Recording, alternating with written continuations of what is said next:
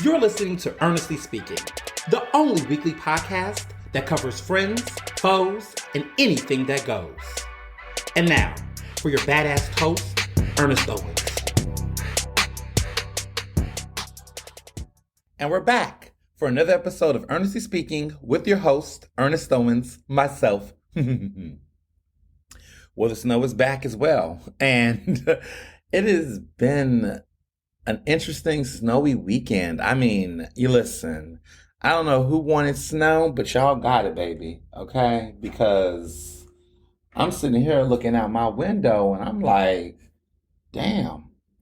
I mean, it's gotten better. I mean, I must say it is nice to see there is some, constraints, but I got a rooftop upstairs where I live in my building. I got a nice little rooftop, and I mean, it is snowed up there, and I wanted to do a cute little walk. I got my new Samsung, watch, and I'm doing my steps. So my steps goal is to go over 10,000 steps a day. I mean, that is what I heard will give you optimal, vibes. And it's actually has not been that hard, actually. But sometimes, especially with this snow situation, it's kind of disrupted my flow because I've been, I want to stay home. So I've had to just, walk up and down the steps and kind of move around and find an excuse to get up. But it's been working. It's been working. And I do feel, more energized, I would say. But it's the snow is fucking up my groove. See, when it was no snow and the weather was chill, I wasn't even caring about little things like this. But now I'm like, damn, how am I gonna get my steps in? So I have to find creative ways to do it, which has not been that hard actually. But the snow is kind of, fucking up my groove. I mean, I do like going to events, a couple events, because events, I've realized, like when I go to networking events and socials, I'm like, damn, we are really walking around a maze all damn night, Like when you think about it, like you're really moving. And I was always like, that's why people be like ready to go, they tired. Because I went to an event and I was walking and I was just like, I counted my steps. I said, this is like a 3,000, step situation. I think I was there for about maybe 25 minutes or something like that. But I think I was just working the room, literally. But it does do its thing. Grocery store shopping too. Like just walking down the aisles and just like moving around from point A to point B around the store is like a thing. But what do I know? I feel like an expert now, and it's only been about a week and a half of having this watch. That's all I get. I get into it, and then I'm like the pro, the expert. Somebody give me a YouTube channel to explain things. But anyway, but the snow was, it's chill. This go around is chill. The city response to snow has been hilarious because this city is never prepared for any type of emergency. Like the first bout of snow, which was around MLK Day that night, I remember because it was the Emmys. And I remember being like, why did they not put salt out? Why they didn't just put salt out in advance? They knew this was coming. I mean, all the forecasters are predicting it. I don't know why there was no salt on the streets before. And then, of course, by Friday, everybody's like really freaking out about Friday. But Friday wasn't even that bad. Like, I almost was not going to go get my cryofacial, which I've been on my series every week, getting ready for, February. And I was like, I remember they were sending us a notice because everything was getting closed. And there was a notice from everybody who was at Henderson. They were like, listen, you got till tonight to cancel, because if you don't cancel, I think they were like, it was a you would get a 50% discount. Not 50% discount, you get a 50% refund if you cancel the next day.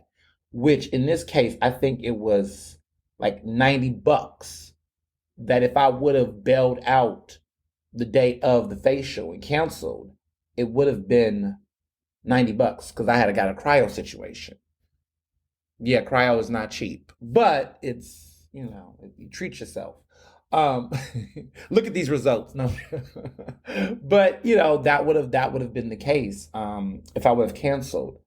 I mean, that didn't necessarily apply to me, but I still, but I went, I got my facial, went anyway, and it wasn't that bad. And I will tell you why it wasn't that bad because I was cute. I have got into winter fashion mode, and I'm doing it with style, I must say, because I got the puffy jacket. I got this big black Michael Kors puffy jacket. I don't really do North Face. I feel like North Face, the puff and North Face jackets today are not like the puff and North Face jackets back in the day. Okay, this is for my older millennial. This is for my millennial people. You Gen Zers who listen to this podcast, you probably don't even remember. But do you all like to my folks who remember the original North Face jackets? I felt like the puff in them, the material, it was just it felt like something. Nowadays, I don't know what they're doing. These little things, they're not even puffy, they poofy. They're not even puff, it's poof jackets. They're not puff jackets anymore.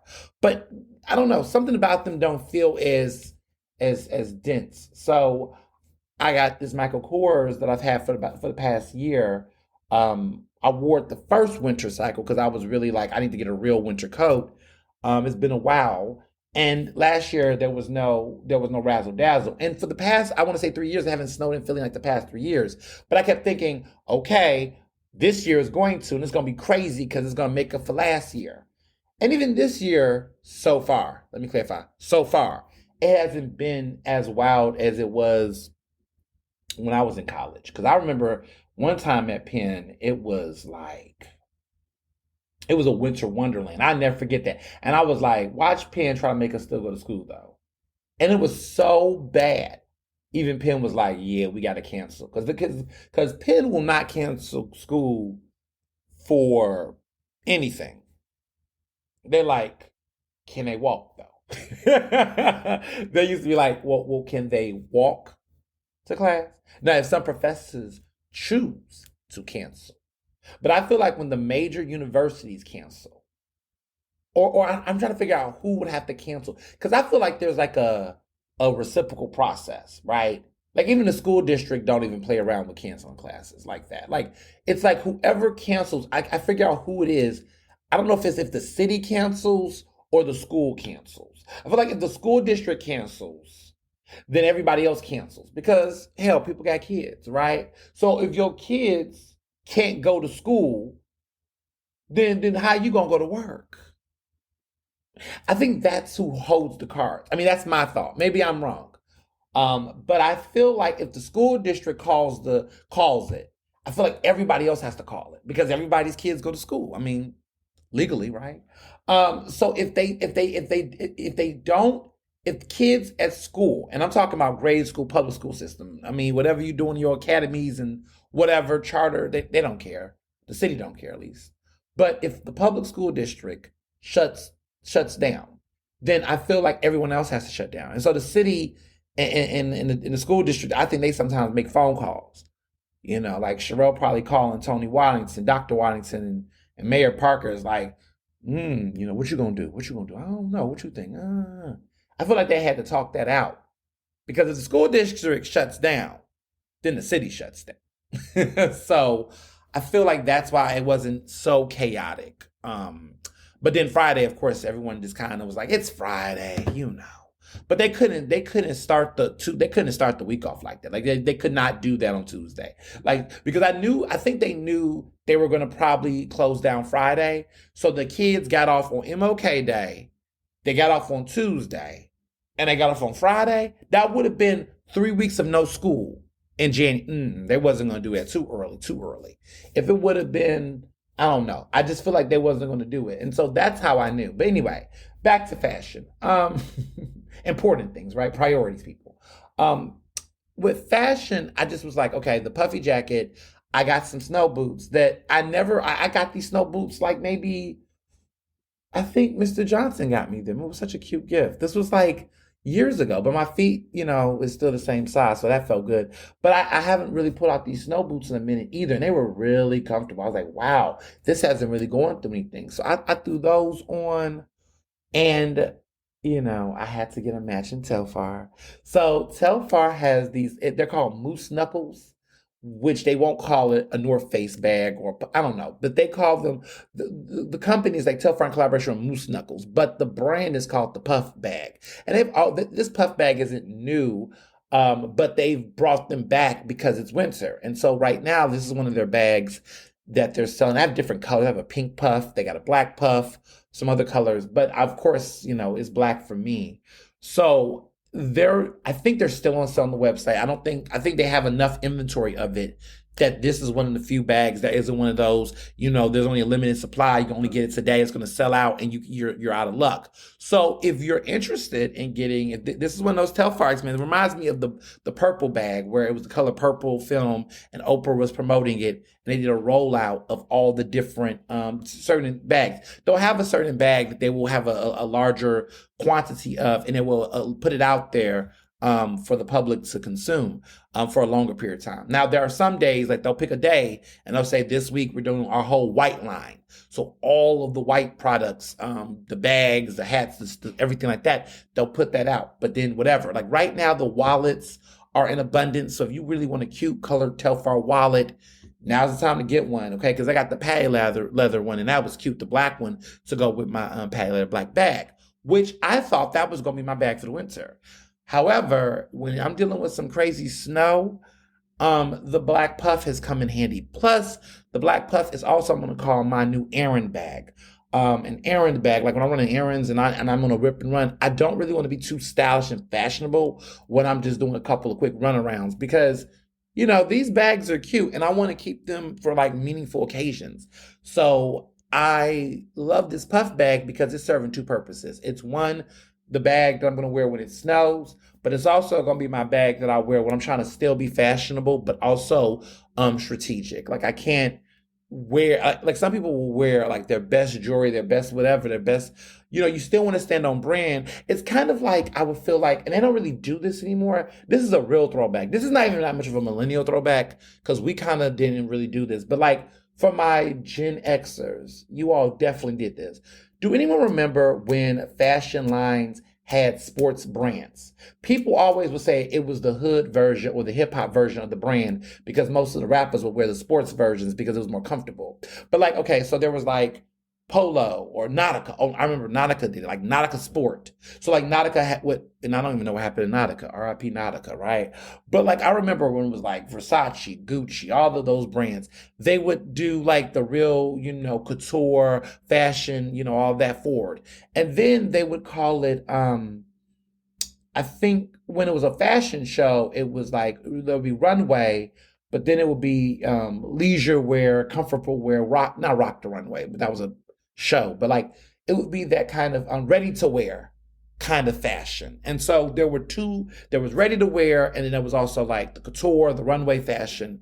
And so they would always make this brand where it would be kind of like the more affordable, but it was also kind of just leisure sporty. And I used to always think, oh, they did this for people who to have accessibility that can afford. That was not the reason. The reason is that they wanted you to wear that brand head to toe. DKNY, Gucci, Versace, all these brands had the sports version of the brand. So if you were going to the gym, you could still be decked out in Gucci Sport or whatever it was. And if you was dressing up for an event, you could still wear that too, but wear the 5,000 version. And let's be clear, it was cheaper than the brand, but relatively it was not as affordable. Like one of the other ones. So my favorite version of this was Armani Exchange. So there was Armani Imperial Armani, and then of course there was Giorgio Armani, but then there was Armani Exchange, which I wore a lot of when I was younger because one, there were lots of outlets that would like sprinkle it down there, Marshalls and all them. They would sprinkle down Armani Exchange, and if you got lucky, you can catch a couple of their pieces.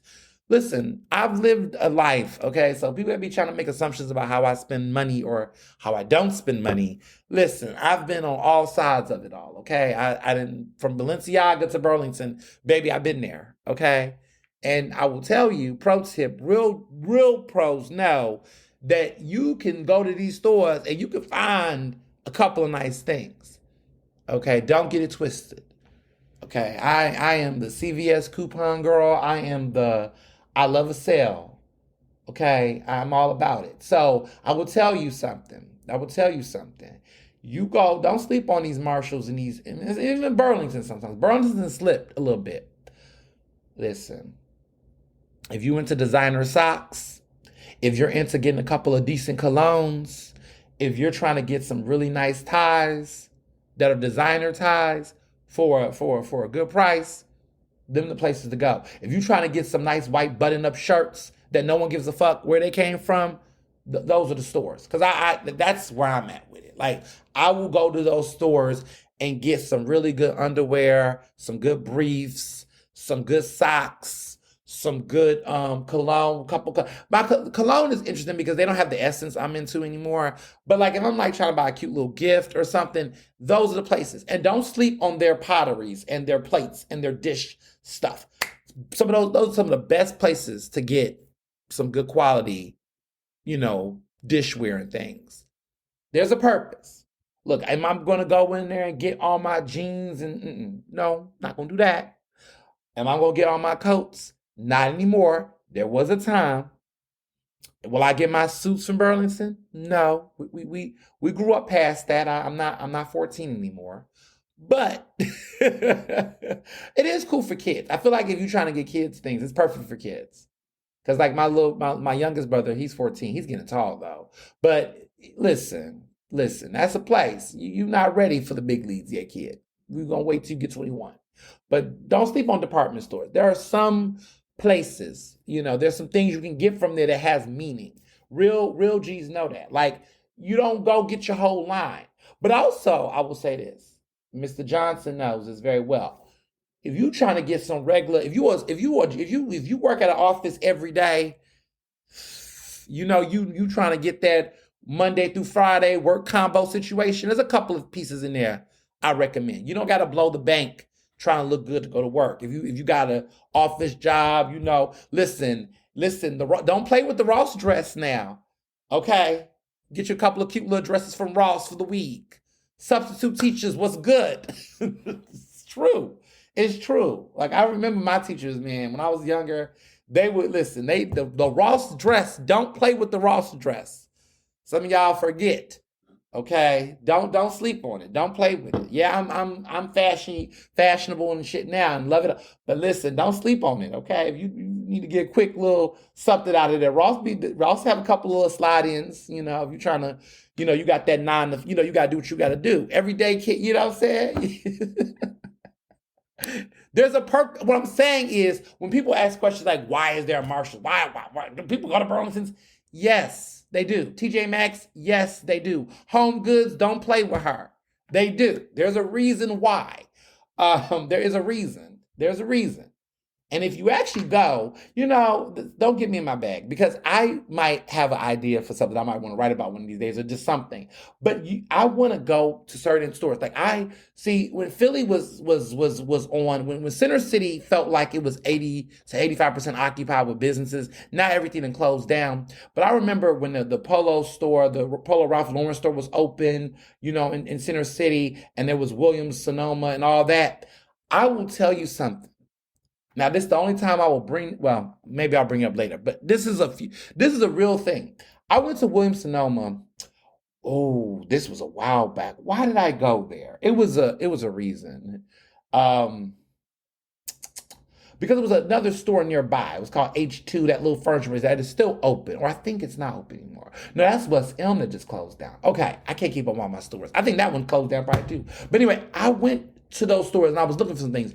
I think it was right before the pandemic, because I was thinking about looking for places to get wedding inventory for my wedding, because I got proposed to Christmas Eve 2019, and so then I remember we were in January of 2020. We was hyper trying to lock in wedding. We was wedding mode. Like, we had found the venue. We had put a deposit down. Like, we were really like, we got to get it going, right?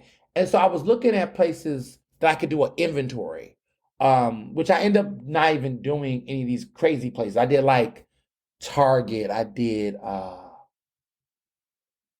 some other places, but it was Macy's. I ended up doing Macy's. Okay, shout out to Macy's. I ended up doing Macy's because I felt like Macy's had the widest range of things I could get, and it also did Target because Target had a couple of things, but I didn't do any of these like niche places because they were limited, right? Like okay, yeah, I want a cute pot, but I want some electronics and So I remember going to Williams Sonoma and I was walking around just looking at stuff that was there that I might want because I was thinking about doing a registry with Williams Sonoma. I didn't end up doing it, but I was just like, oh, this stuff is like really over the top, like very pricey. Nice stuff. But I was like, hmm. So then I took my ass to Marshall's, which was a couple of blocks down over there, down Market. And I went in there and I saw like two or three bronze pots that they looked identical to the ones I had saw in Williams Sonoma. And they were about like 60% cheaper, like way cheaper. And I said, okay. Yeah, I get it now. And they were, and you know what's funny? I bought them on site. I was like, fuck, I'm getting them today. Like, I know I got a wedding registry, but I want these. I want them right now. Like that was just how affordable they were. But it's all like, I mean, we know marketing's all a game. It's all a finesse. Nowadays, I don't really pay full price unless the situation is super exclusive. Like I feel like if it's like something like I don't know, like no one's selling Telfar like the major Telfar bags. Like I know a couple of some of those items that are like the UGG brands, like they slide into some of these Neiman Marcus stores and stuff like that. But the main like upfront Telfar is so exclusive and limited that you do want to, it is worth you pay full price because it really is a limited item, right? And it is in trend right now. And I get why people will buy Louis Vuitton bags and things because those bags don't trickleate to like outlet stores. But one thing I'm going to be real with y'all about, I will never understand why anyone in my generation paid full price for a polo from Ralph Lauren. I don't understand that. I will never understand it. I've never in my life paid full price for a polo from Ralph Lauren. Every type of polo. That there's some, y'all want to tell me about the thread count and this material. There are stores that sell that version too. I know the softer one, right? There's ones that sell those that material too. Like there are like the Polo brand has trickled. When that Polo store closed down, Polo still was around, y'all. Like I never was crazy. I mean, unless you was buying like the blazers or the really higher end items from them, I just never understood why people were just dropping bank. I mean, you could go to Macy's and they were selling them cheap. Like I don't know. It's just who thought that the podcast would start off talking about department stores. But here we are. This is how we do. But long story short, I digress. I wanted a nice bag. Sports, I feel like this Telfar bag is my Telfar Sport of the brands because it's the more one that I can rip and run with without feeling like, I'm out of trend. So that's my bag. Snow was snowing. It is what it is. Now, speaking of snow, that didn't stop me from going out this week to go enjoy a lovely dinner with my fave, Dr. Parks. Amanda and I went to Panorama, which we've been to before. It's classic. This restaurant has been open since 1990. They've broken Guinness Book of World Records on their wine collections and the amount of wine they have on deck. They have wine flight towers. They have really great Italian food. I mean, we was going through just eating and getting our life.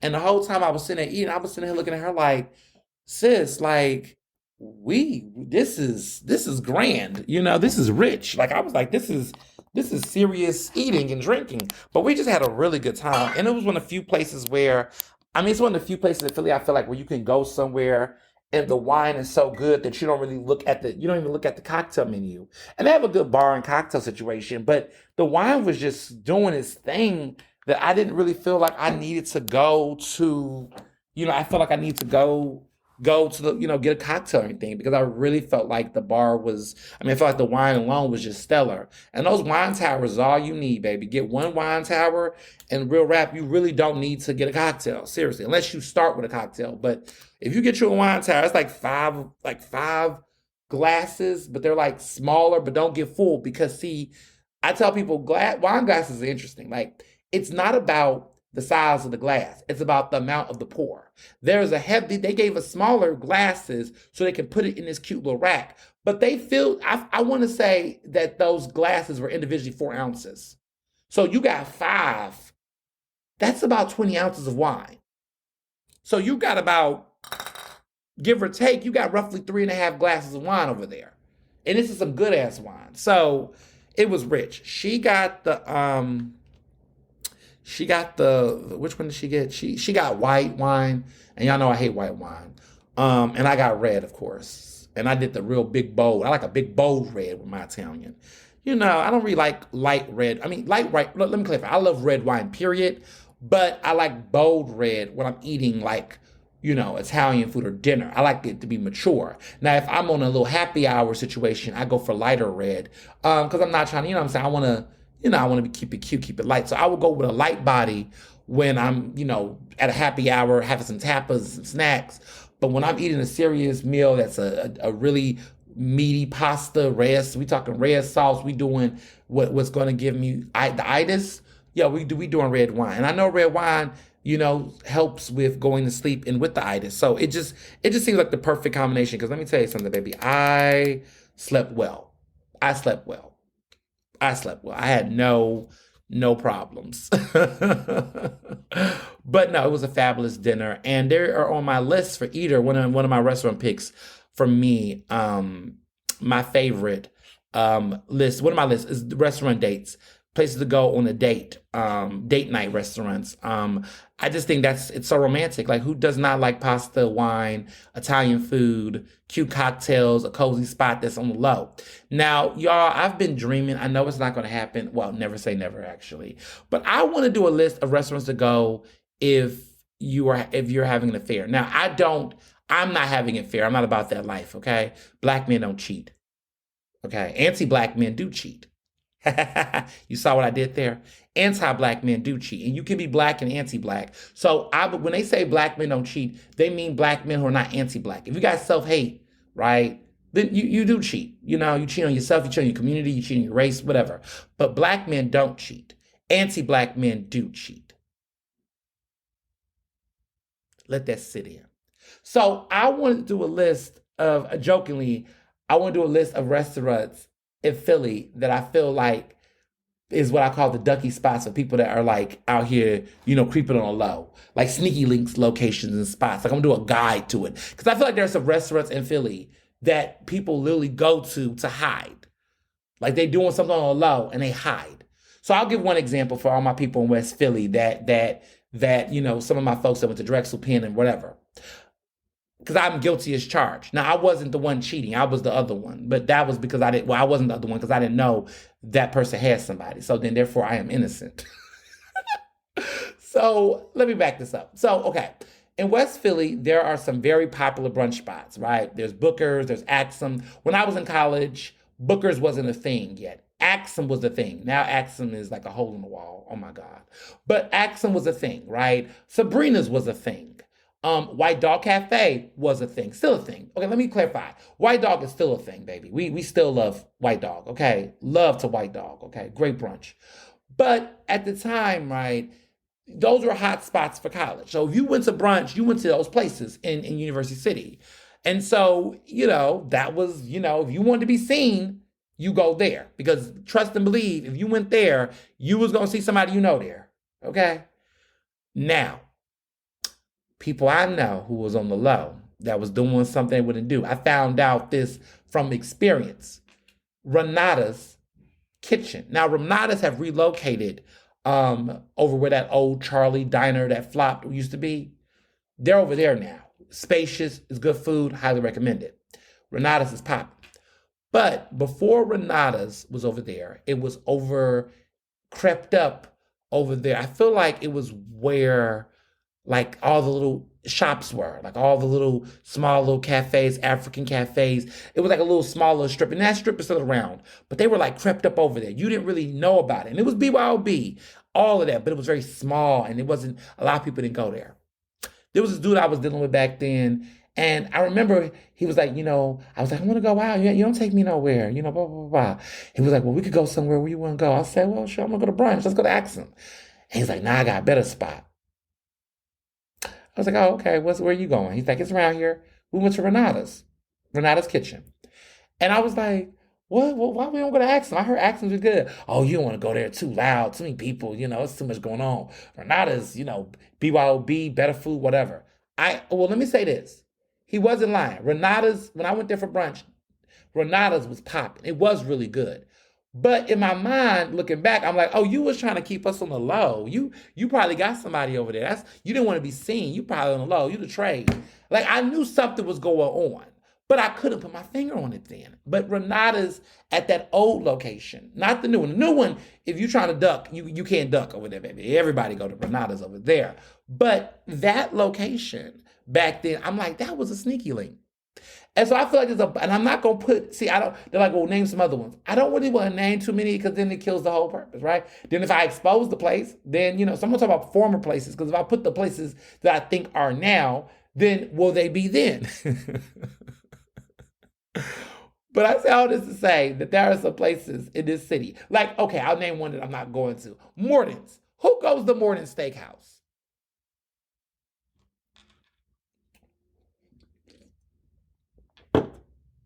Do y'all even know where the Morton's Steakhouse is? Exactly. Who goes over there? So the joke is, Morton's is right in the heart of Center City. It's actually what I call around Steakhouse Row. It's been there. I don't know who goes there. But I feel like whoever goes there. Another example, the old prime rib. Not the prime rib that is over there where the casino is, because clearly that one's hot now. I'm talking about where the old prime rib used to be. The place where Rittenhouse Grill is now. And still, who goes to Rittenhouse Grill? Exactly. Stay woke. It's true. So it's true though. Where have you ever, like, who goes there? I mean, people clearly go, but who goes and why? I just be thinking, like, there are some spots, some ducky ass spots, and I'm just like, why is this place still open? I never forget. I think I was with my mom like in November, and when she came for the PABJ gala. And I was like, we were just moving around. She's like, oh, they got a Morton's here? Why you didn't tell me that Morton's? Because Morton's is a chain.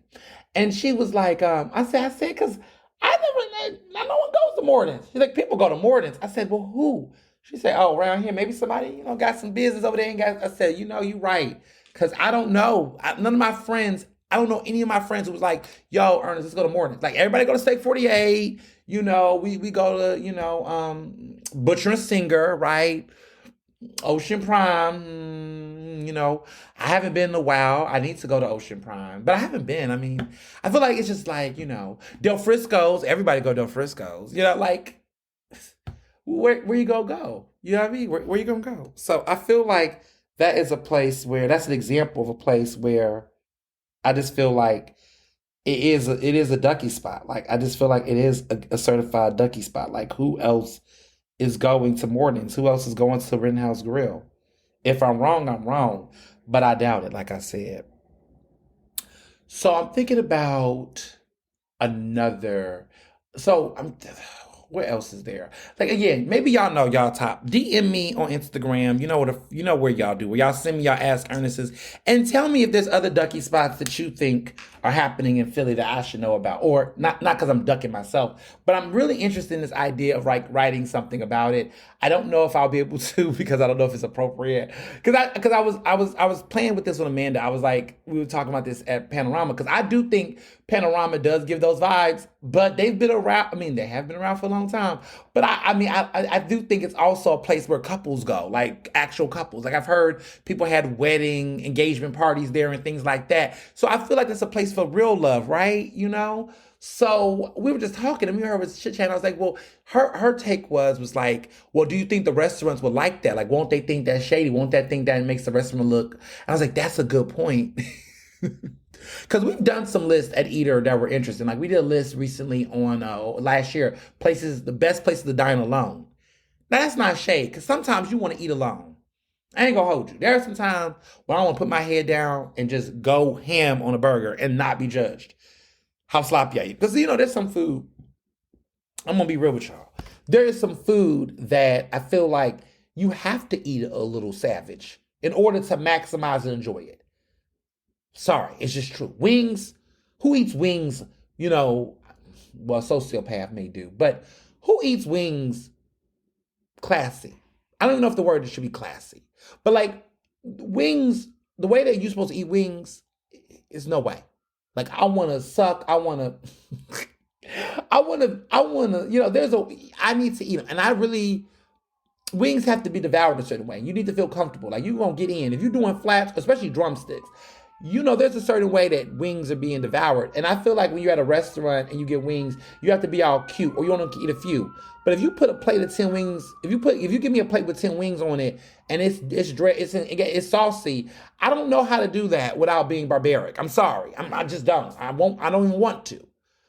And so either the times I really eat wings like that is normally, to be real, I'll do it at a booth, at a low-key bar, or I'm at home.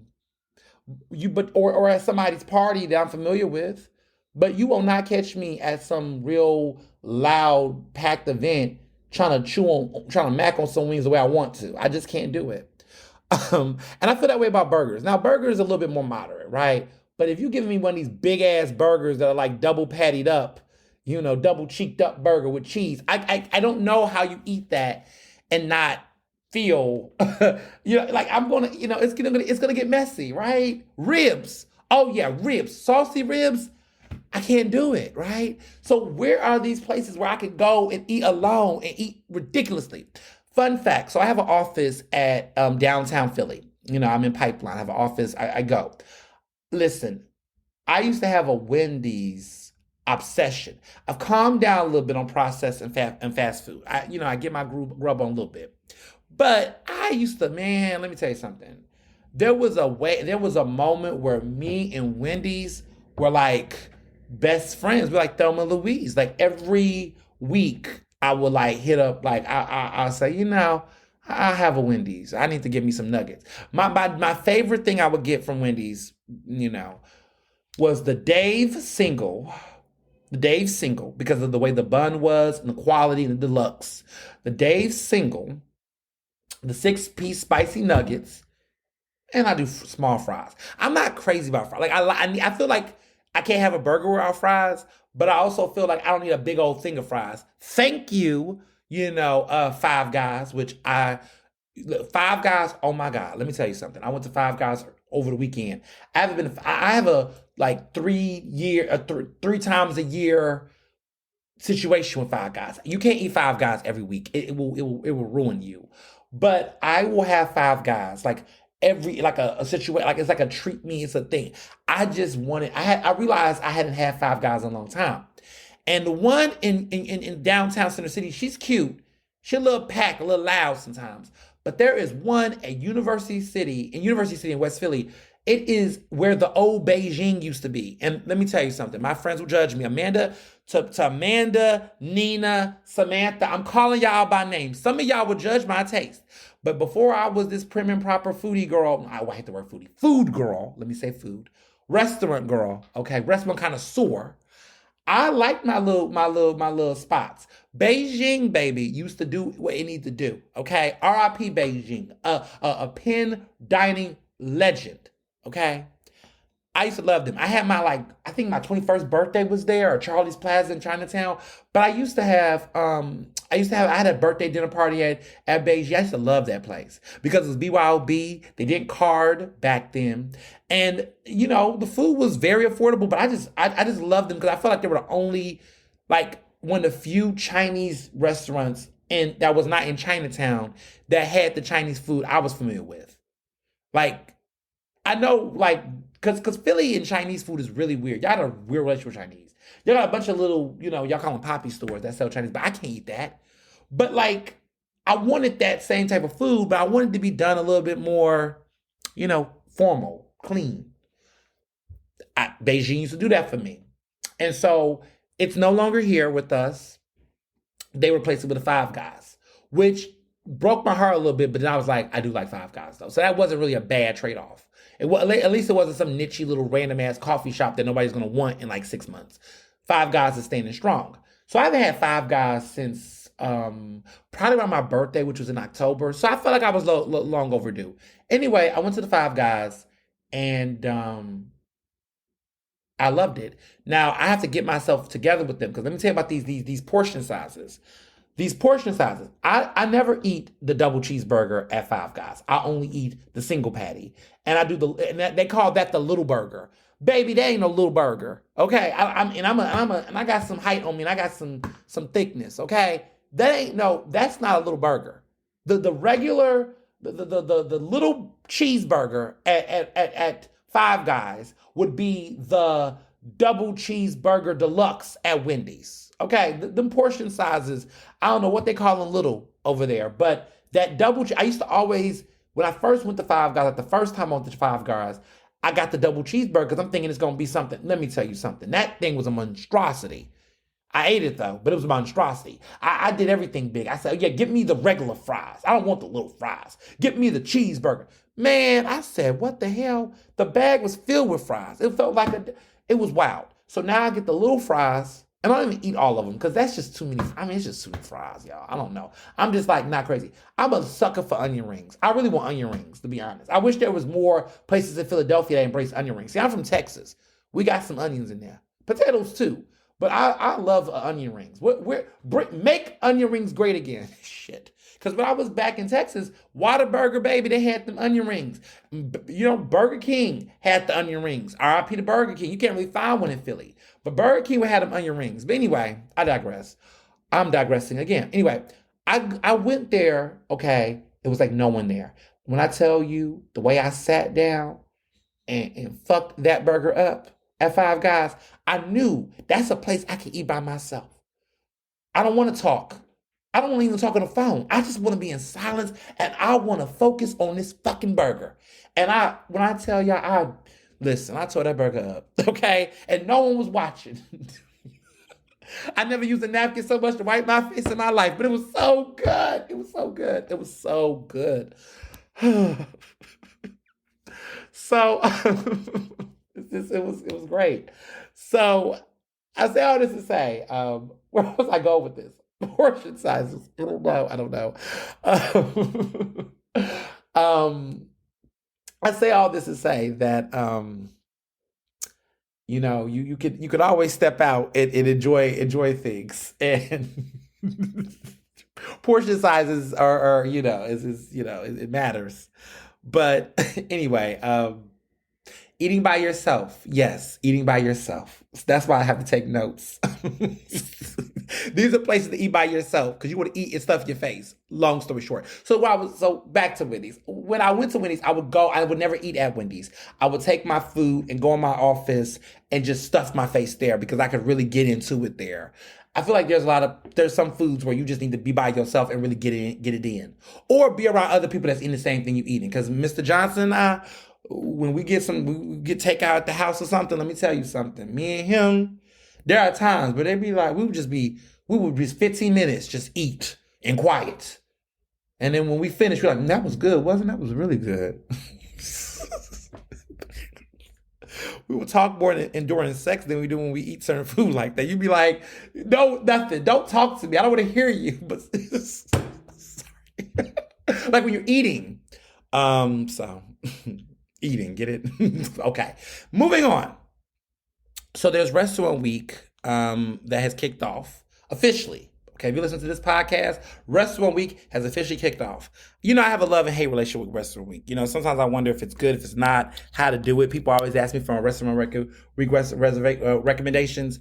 As somebody who goes out, Restaurant Week. I go to restaurants all the time, but I do think there's value for people who don't go out as much, and so you want to know where you want to go, where you should go. So I will tell you from my viewpoint. I'm going to give you my recommendations for my favorite places. These are my top 15 places. I'm going to go fast.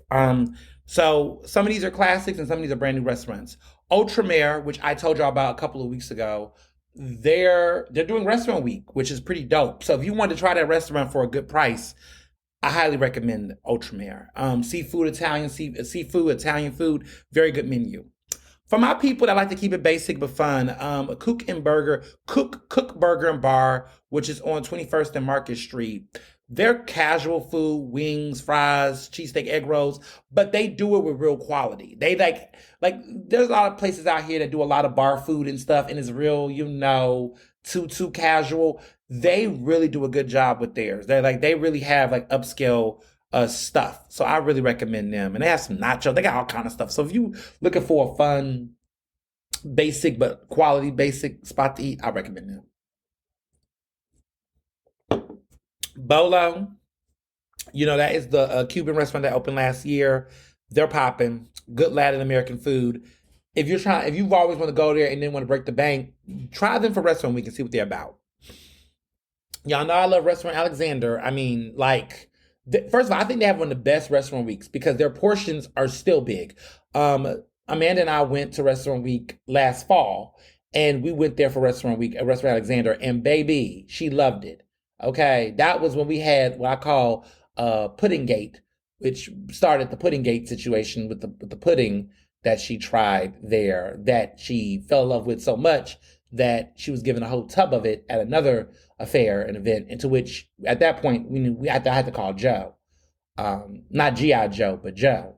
And Mr. Hamilton made sure he had to come and let his presence be known. That the only pudding that's going to be served here is in the dish, served cold. Another restaurant I recommend, Pumpkin BYOB, a classic. Like, they are so fun. I love Pumpkin BYOB. They are so underrated. I really do love what they do over there with their food. It's really fun, healthy, fun. It's a BYOB, bring some wine. Really fun classic. A Kitchen by Ellen Yin, okay? I love A Kitchen. A Kitchen is doing Restaurant Week, which I didn't even know they were doing it, but this year they are, and I think it's cool. They have some really good food. That's a place that you would break the bank any other time. Go if you want to try it. Rex at the Royal, been around for a little bit. It's one of my favorite places. It's Cajun, it's New Orleans, it's Southern cuisine. I love Rex. I had a Rex and Royal binge for the first 2 years they were open. Still love that place. Really good fun. Giuseppe and Sons, Schulston, I think most of them, the Michael Schulston restaurants are available for Restaurant Week, except his recent one, Bar Leisure. But eventually, I feel like they're going to eventually do Restaurant Week down the road. But right now, Sampan, Double Knot, Pearl and Mary. Alpen Rose ain't doing it though. Okay, Alpen Rose is not playing. Okay, baby. They like, so how do you do a beef Wellington on a Restaurant Week price? You right. Okay, you can't do that. But Giuseppe and Sons is really good if you're looking for some Italian. Now, Dose Italian at the W, baby. Don't play with her either. She's good. She's grand. I really do like Dose. I need to go back again. I need to go to Dose again, for real. I've had some good times there, and I've been really loving what they do over there, but they're great. Lock Bar. Yes, Lock Bar, brand new. They are coming swinging with a Restaurant Week menu. Now, for people who, I don't think Steak 48 is doing Restaurant Week, and they don't really have to, right? But Lock Bar, baby, they're doing it. They're coming in swinging. So that's pretty impressive, actually. South has been doing it for a while. But South, if you want to support a Black-owned restaurant, South is up there, right? Black-owned. And I really think they have really good quality food. And it's been interesting because the Bynum Brothers for a while never really wanted to do Restaurant Week, but recently they've been leaning into it. And I feel like that's because of I think a lot of restaurants have closed that they've owned. And they used to be kind of like, oh, we don't really want to participate in that kind of stuff. But in recent years they've been leaning into it, and so South is a good opportunity. I think my brother went with his girlfriend there the last restaurant week, and he really liked it. Hard Rock Cafe, because there's people that want to still do the restaurant week, but they also listen. People used to will judge me for putting certain restaurants on these lists, but this is America. Stop acting like this is that everything is highbrow. There are people, y'all have friends like this.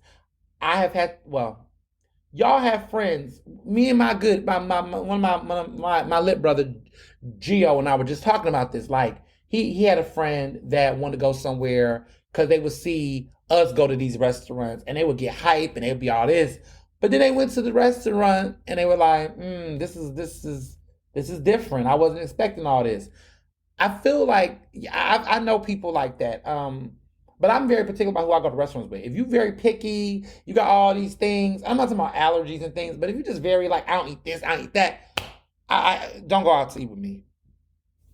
Don't go out to eat with me because it's just not gonna work. Because I'm very like I'm going to do different things. And if you don't eat anything, like it's not like if you got a nut allergy or something, that's not the same. But like if you're just something like you and y'all know these people. Every friend group has them. They have a person that just don't eat a lot of things. But then they still but then not just that, but they still want to be in the mix.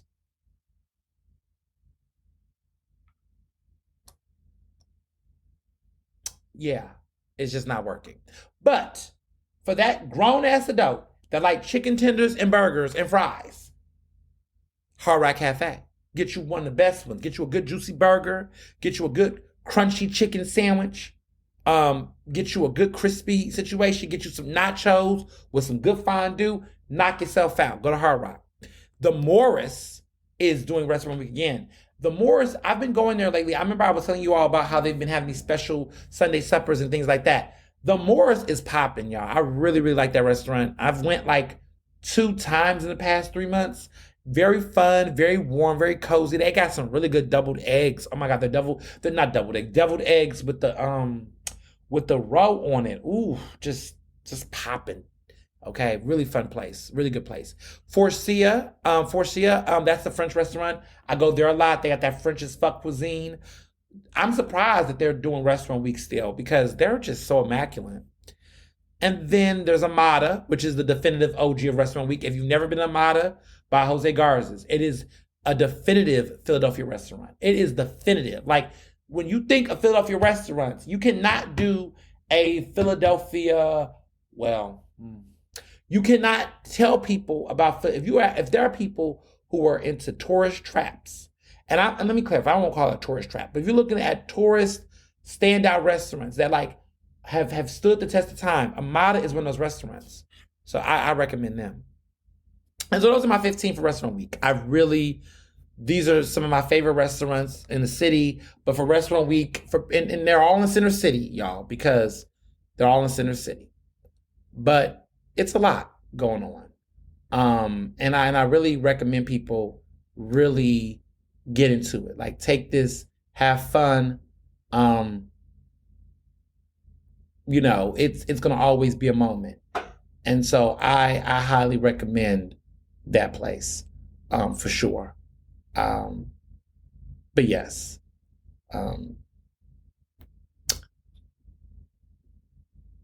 Now this is a little sad, a sad part for me. Um, one of the hardest things I've had to do in my journalism career was this week. And it wasn't that, I mean, sometimes when you work on difficult stories, it's like requires a lot of research and reporting and interviewing people. And, there's all the online hate and vitriol. This wasn't that type of story, yet it was one of the hardest stories or pieces I've had to write. Um, I had to break the news and write an obituary about a person that I actually knew and liked and was friends with. Sharice McGill, who was the owner of local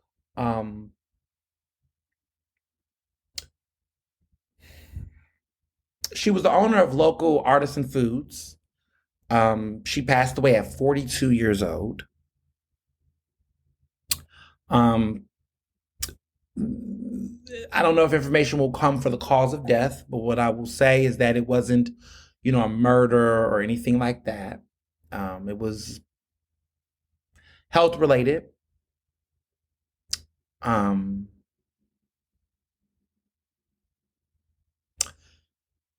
she owned local artisan foods, which was it was the birthplace of an iconic Philadelphia classic, which was French toast bites.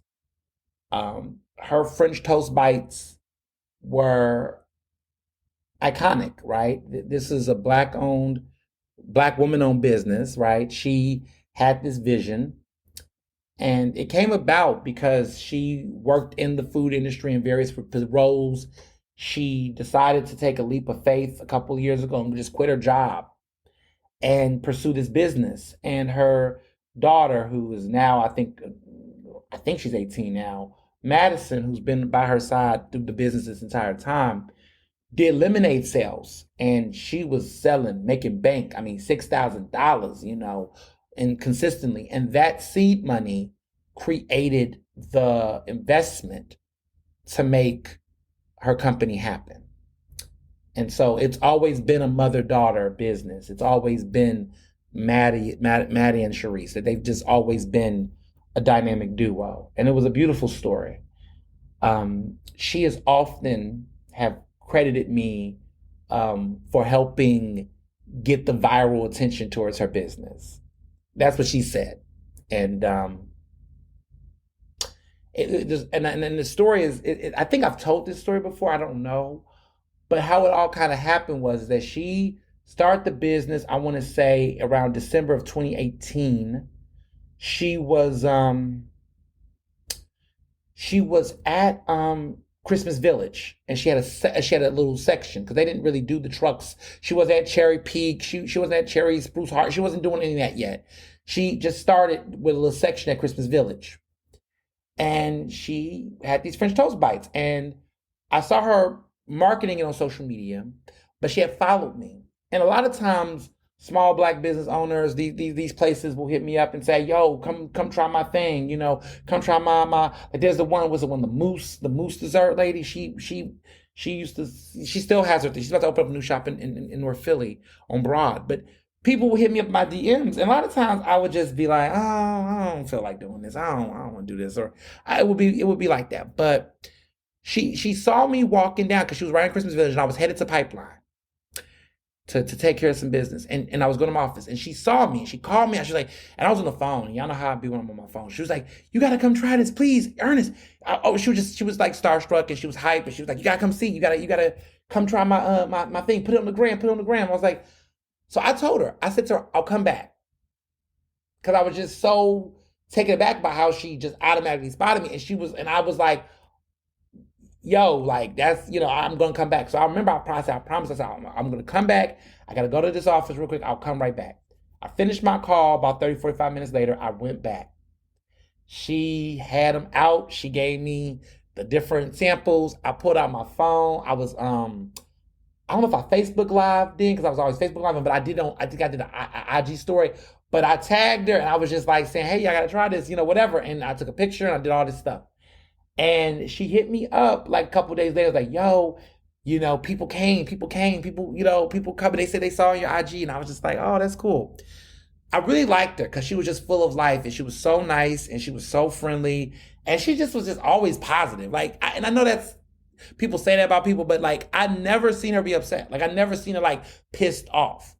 I know that she probably is a human. She had those experiences, but she was always very happy-go-lucky. She was always energized. She was just such a enthusiastic hustler. She was always just coming up with ideas, and she spoke them. She spoke them into existence. She was very determined. I remember she was telling me, she's like, she called herself French toe bag, which was hilarious. And she would say, she was the Auntie Annie's of French toast bites. And she was just very like inventive and creative. So I remember January of 2019, She ended up getting a publicist. Her PR person was Corey Aversa, who still repped her until her death.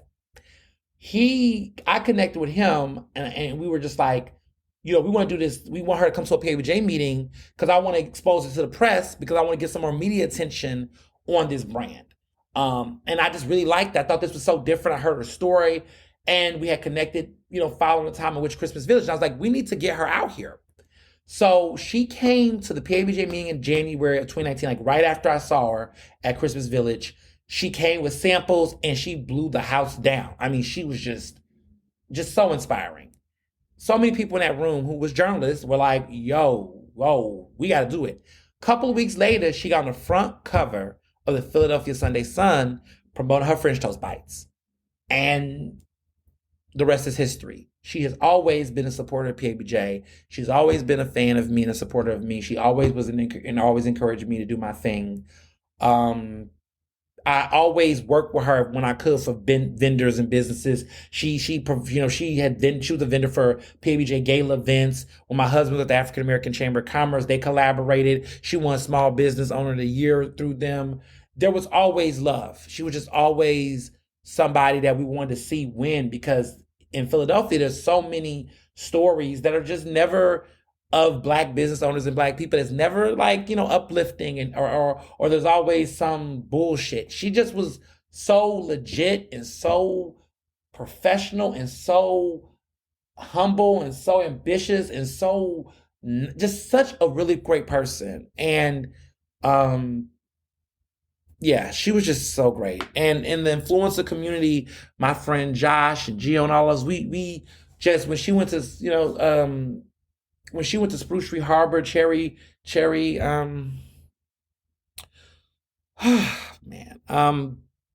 Street Pier, she would see us. I remember when my brother went to Made in America and she was vendoring a little Made in America. She spotted him and came up to him and gave him some free French toast bites. I remember he texted me and was like, "Hey, this lady, she said she know you. She recognized me and she gave me some free French toast." She was just so attentive to detail and to people, and she just always was looking out for people. She was never one of those types of business people and just people that just always was about them 24/7. She always just looked out for folks and just always was about giving people opportunities and just stuff. She gave so many young Black kids jobs for the summer.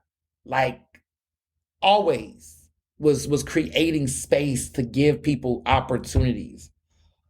I know this is improper, but like, it's always heartbreaking. I always say the wrong people die.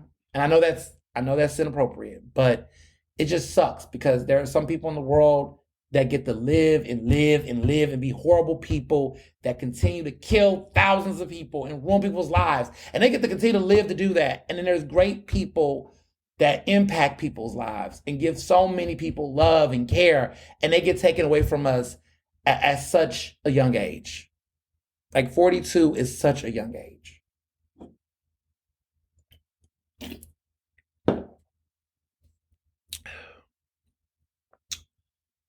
Writing her obituary, I knew about her passing. She passed away on Monday. The announcement was on Thursday. I found out Tuesday, the day after, and I had to be quiet about it. I had to sit on it.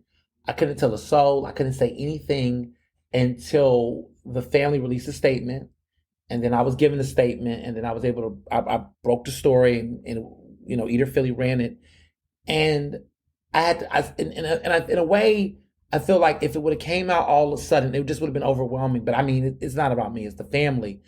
But I had to take those days to just process, how do I write this? Because in many ways, it's an obituary. And it's like, I've never written an obituary. I don't ever recall in my career writing an obituary for someone. Definitely somebody I know. And so I had to sit there for the days and just think, how can I write this?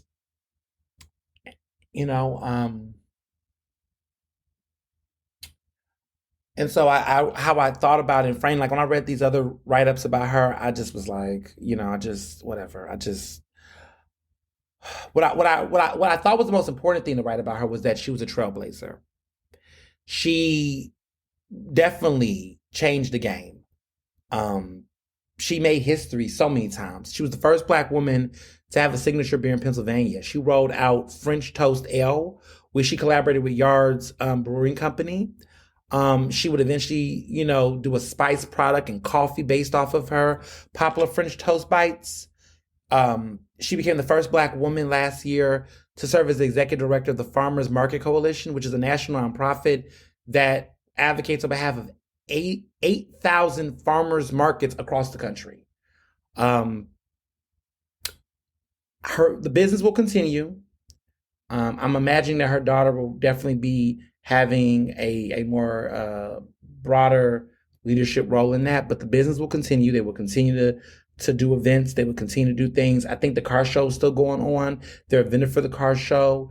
Wherever their business is, y'all support them. Buy it where you can. Continue to support that family, that business. There's going to be some more details about how to support the foundation or the resources. They're doing some things. They're doing some stuff to support in her memory. I will give those details when they come. But really, just we spend sometimes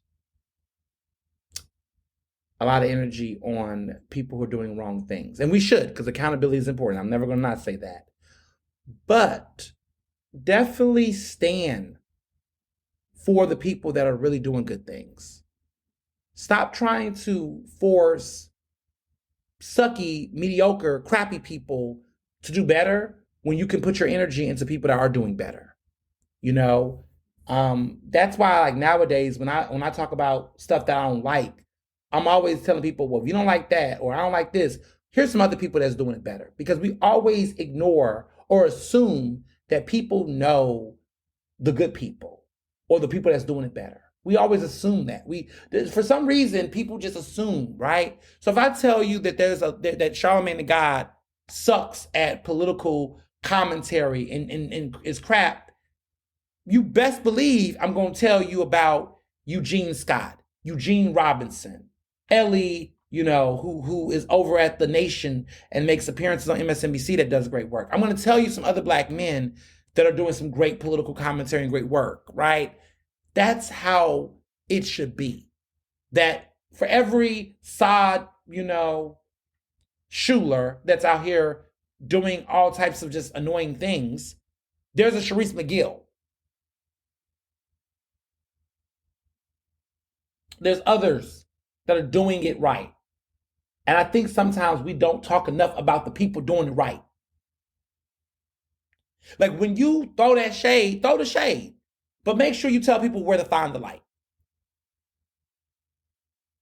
Both are required.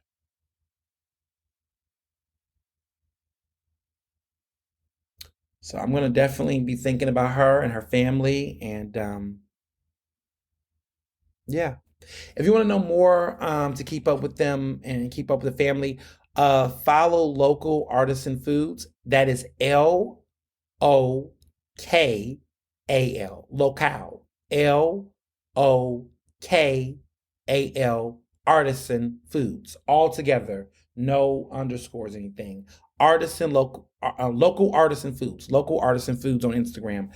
That Instagram page is going to be used to keep people abreast about the family and everything going on. So stay on that Instagram page and check out their website, which is on their Instagram page as well. So yeah, that's what's going on in my life.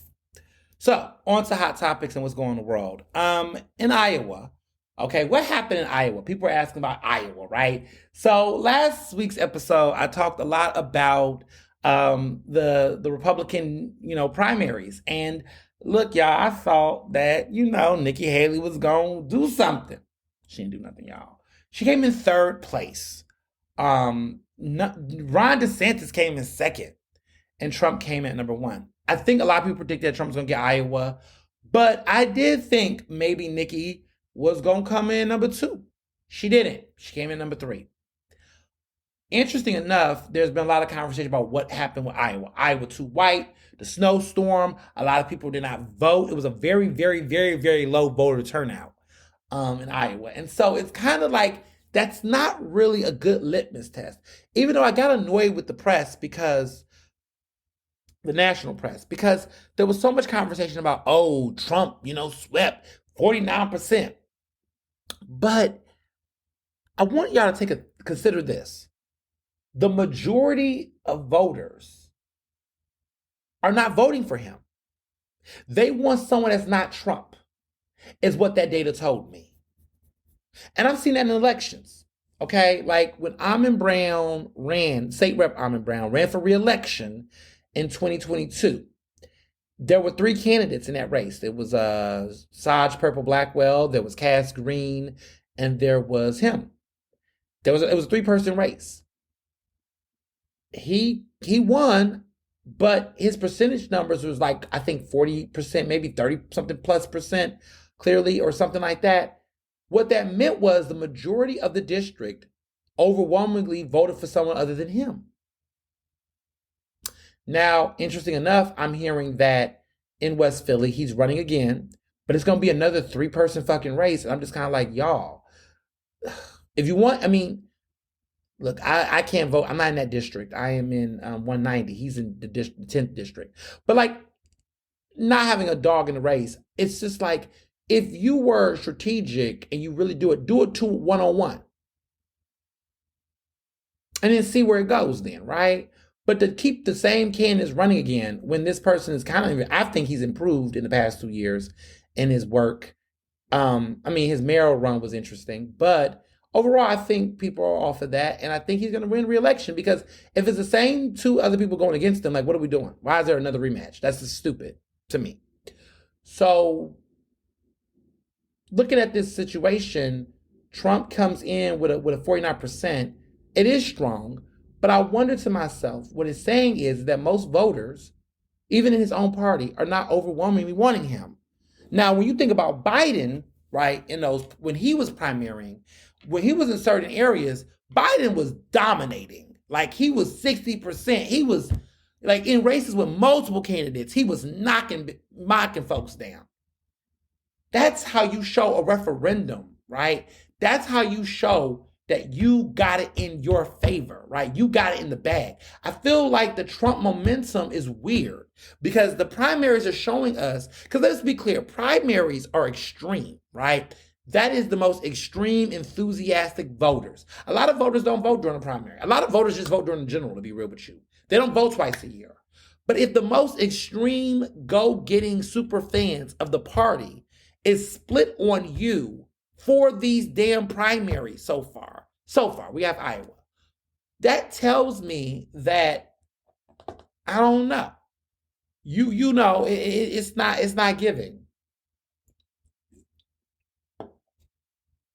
Like, I feel like he should be sweeping. If the narrative is that he's the front runner, he's the front runner, quote unquote. But I'm not. Something in the data is just not giving me full confidence. That's how I interpreted it, right? A lot of people just saw them headlines from New York Times and went, "Oh, Trump, he gonna get it." Yeah. Because, as Biden's popularity numbers dwindle in a certain way, the matchups with him and Biden, is the conversation is not the same. Like, if you look at individual unpopularity or popularity, that's not the same as matchup in a race. At this point, it's a fucking horse race. Like, we need to acknowledge that and stop trying to say, we got to stop doing this horse race politics. Motherfucker, it is a race for the soul of this. Now I'm sounding like Biden.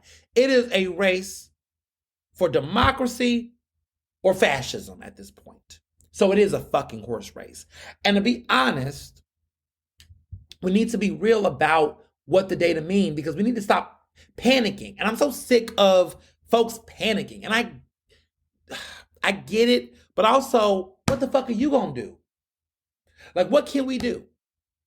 We gotta read more. We gotta listen to different opinions. We gotta get different doctors' opinions. You know what I mean? Like, I just get annoyed when people will read one New York Times headline and go, "Oh, well, that's it." Stop it. Like, read other alternative pieces of media and talk to other experts. So here's where I am with this.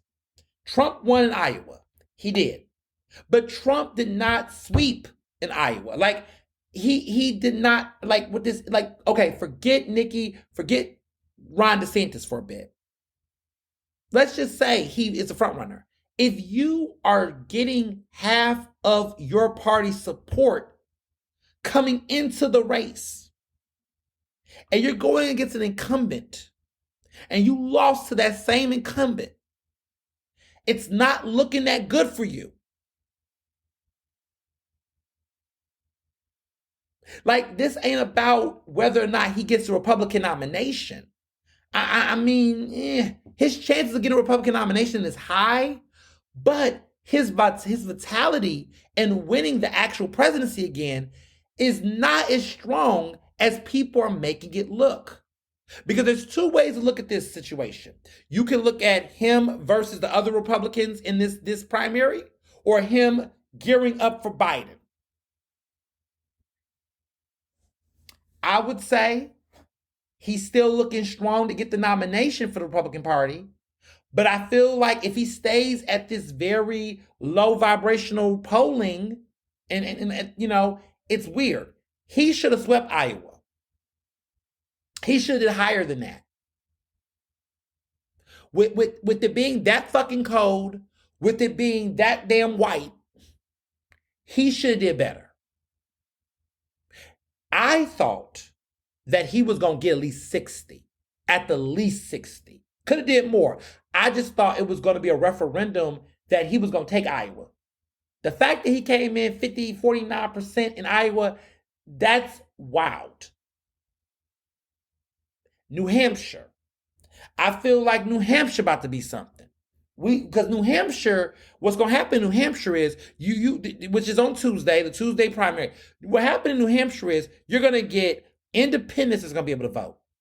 You're going to have it's going to open up to anyone who's not a Democrat that can vote in that primary. And that New Hampshire primary is going to be really interesting because what we're going to see is, I think he's going to do less than 50%. I think he's going to do even worse in his percentage numbers than he did in Iowa. He might still take New Hampshire, but it's going to even be weaker. Stay woke, y'all. Pay attention to that. See, this is the stuff, because I sometimes feel like the national media gets so caught up in trying to stroke a certain narrative because they want to get them clicks sometimes, that we're missing the weeds. That's why you got to listen to Ernestly speaking every week, because we're going to break down some stuff in a way that gives you a little bit more optimism. And I'm not trying to sugarcoat the situation. Trump does have a fighting chance, but I don't think the chance is a given. I don't think that he is a given. I think something's going on and we're not paying attention.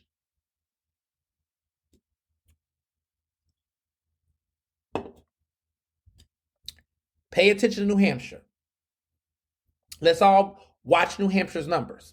I'm not saying that Trump's going to win. I mean, there's some narratives I'm hearing that Nikki Haley might win New Hampshire. I'm hearing that Nikki Haley might come in second in New Hampshire compared to Iowa. I'm hearing that she might give Trump a run for his money, where they're going to be neck and neck in New Hampshire. I'm hearing some things on the ground. What I'm going to say, though, I'm sure about, is that he's not going to get 49% this time in New Hampshire. It's going to be lower. He might still win, but it's going to get lower. And what that should tell you all is that somebody at this point needs to drop the fuck out. And to be honest with you, I think Ron DeSantis should drop out. I think Trump and Haley are running against each other, and they even forgot about Ron DeSantis. Ron DeSantis' presidential race is pretty much over.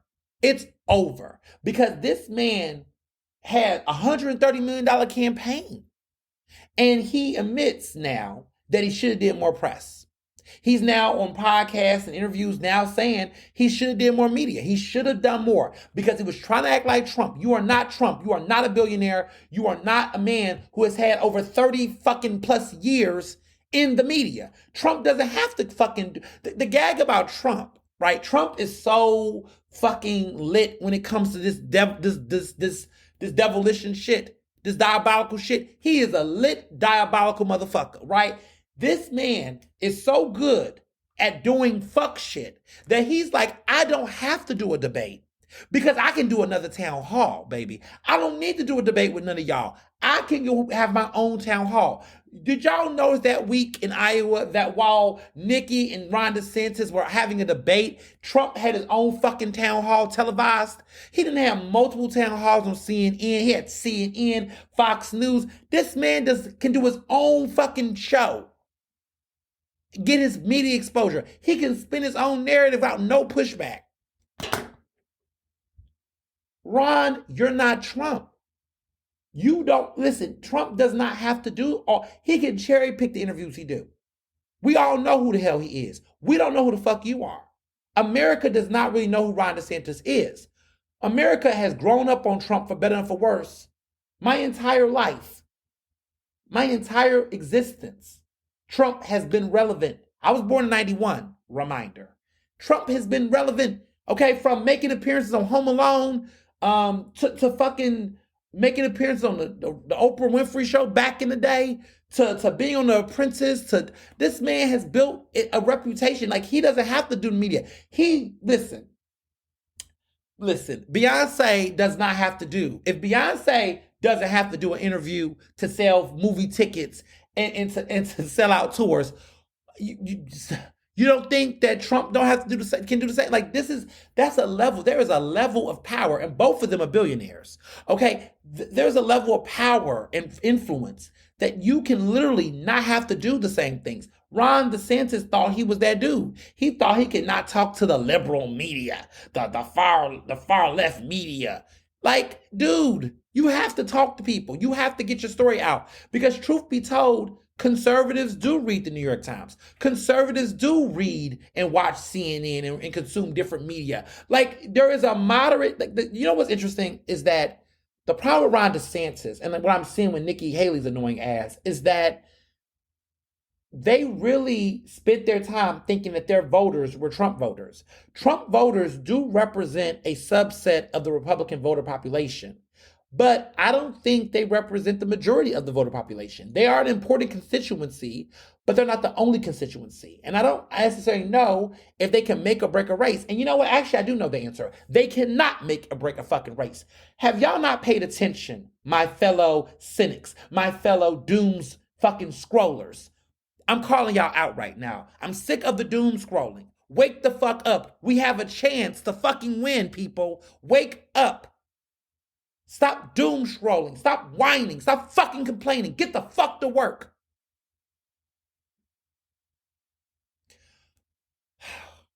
It is annoying to me when I hear people throw their hands up and just keep acting like it's the end of the fucking world. We've been here before. We can get the fuck out of it. We can. We will. But that requires you to really process and think about what you say and how you're thinking about it. Analyze the research. Ask critical questions. Talk to different people. Read different things. And walk away with a sense of purpose. So, let's have a moment of real, factual optimism. Ever since Trump won in 2016, the Republicans have lost the House, they've lost the Senate, and they've lost the presidency. They've even lost in key major state races for governor. Okay? That has happened since Trump got elected in 2016. If I was following trends, I expect there to be more losses, because the Republicans have not done better to actually win the American people back to voting for them. They've actually gotten worse. Affirmative action, reproduction rights, all of these major cuts, y'all, people are feeling that shit. And not just, progressives, but conservatives, baby. Conservatives have abortions. White women that live in bumblefuck Missouri or wherever the fuck they live that don't fucking vote, or America's heartland that you think are conservative, they have abortions too. Okay, abortions is not a liberal activity. It is a woman's activity. Whether you are conservative or you're progressive or whatever, every demographic of women are having abortions. Okay? If you take that fundamental right away from a woman, regardless of wherever she stands on the political line, she will buck up. And she has. Women have been doing this these past elections. When you look at areas where Trump candidates that have ran on anti-choice, pro-abortion, no, pro-anti, what is it? I don't know what they even call it, but like people who ran on anti-choice, who has ran against a woman's right to choose, have not had much success. Trump's minions have been shrinking. Even the people within the Republican Party that are Trumpers, they are fighting each other. Marjorie Taylor Greene is beefing with Lauren Boebert. The girls are fighting. Pay attention. George Santos got expelled. He was a Trumper. The girls are fighting. The girls are eating each other alive. Sounds fucking familiar. Remember, the Democrats was doing that shit to each other. This is a time to unify. This is a time to read the room. This is a time to look at what's really happening in the Republican Party. This government shutdown. They are getting tired, y'all. This little loud minority that has been shaking the fucking table, people are ready to oust them come fucking November. They're getting primaried. Like people are having it. The Republicans are changing their districts to try to avoid being cut from the fucking, like Lauren Boebert had to move congressional districts because she felt like she was going to lose. There are Republican state reps in Pennsylvania right now that are not running for re-election. There is an opportunity for the Democrats to have a sizable majority in the House of Representatives, in the state house. There are opportunities to take this all the fuck back. You got to pay attention. You got to get strategic. You got to think local. Pay attention to your local races. Pay attention to your local primaries. Wake the fuck up. Everything is not national, but it starts local. You got to pay attention to what's happening with these congressional races in your own districts and in your own states. You got to pay attention to what's happening, how that's influencing the national. Because those primaries, if you look at what happened in Iowa, look at the sway of how they were voting for local races, and that would have told you why Trump is struggling or not doing as well in certain areas. It's all local. I knew that Trump was not going to win in Pennsylvania because I looked at how the governor's race was shaping up. I looked at how the lieutenant governor's race is. Look at these races. Pennsylvania is getting very blue. We got a governor, lieutenant governor. You know, we took over the Senate. Fetterman, which he's a disappointment right now, but Fetterman is a Democrat, right? Fetterman took over. He took over a seat that was Doug Mastriano. Now Doug Mastriano is trying to now run again for another seat. Doug Mastriano ran for governor against Shapiro, lost. Dr. Oz, who was aligning himself with Trump, lost the Senate seat. Now Doug Mastriano's ass is trying to now run for the Senate race against Bob Casey. He's going to lose. Trump don't have that sway like he used to. He still got sway, but he doesn't have it like he used to. The Trumpers will get him the Republican nomination, but the Trumpers will not get him the presidency. They can't get him a national seat. They can't. The Trumpers cannot even get other Trumpers seats in the state level. Stay woke. Stay woke, because I think too much of the arguing and the panicking is looking at stuff. Y'all got to do better. There is a whole nother way to look at this, and I am optimistic. I definitely think that people are getting tired. Those criminal charges against Trump is kicking his ass. He knows it. Because the same argument he used for Hillary is now the same argument that can be used against him. He said, oh, if crooked Hillary, wins gets the nomination with these investigations, she could be in jail. She can go to jail. She's not even going to have time to do the presidency because she's going to be too busy going to court. Trump, your court cases are stretching, but man, all his court trials, I don't even think are happening this year. There is going to be something that's going to even happen next year. How are you going to be a president going to court?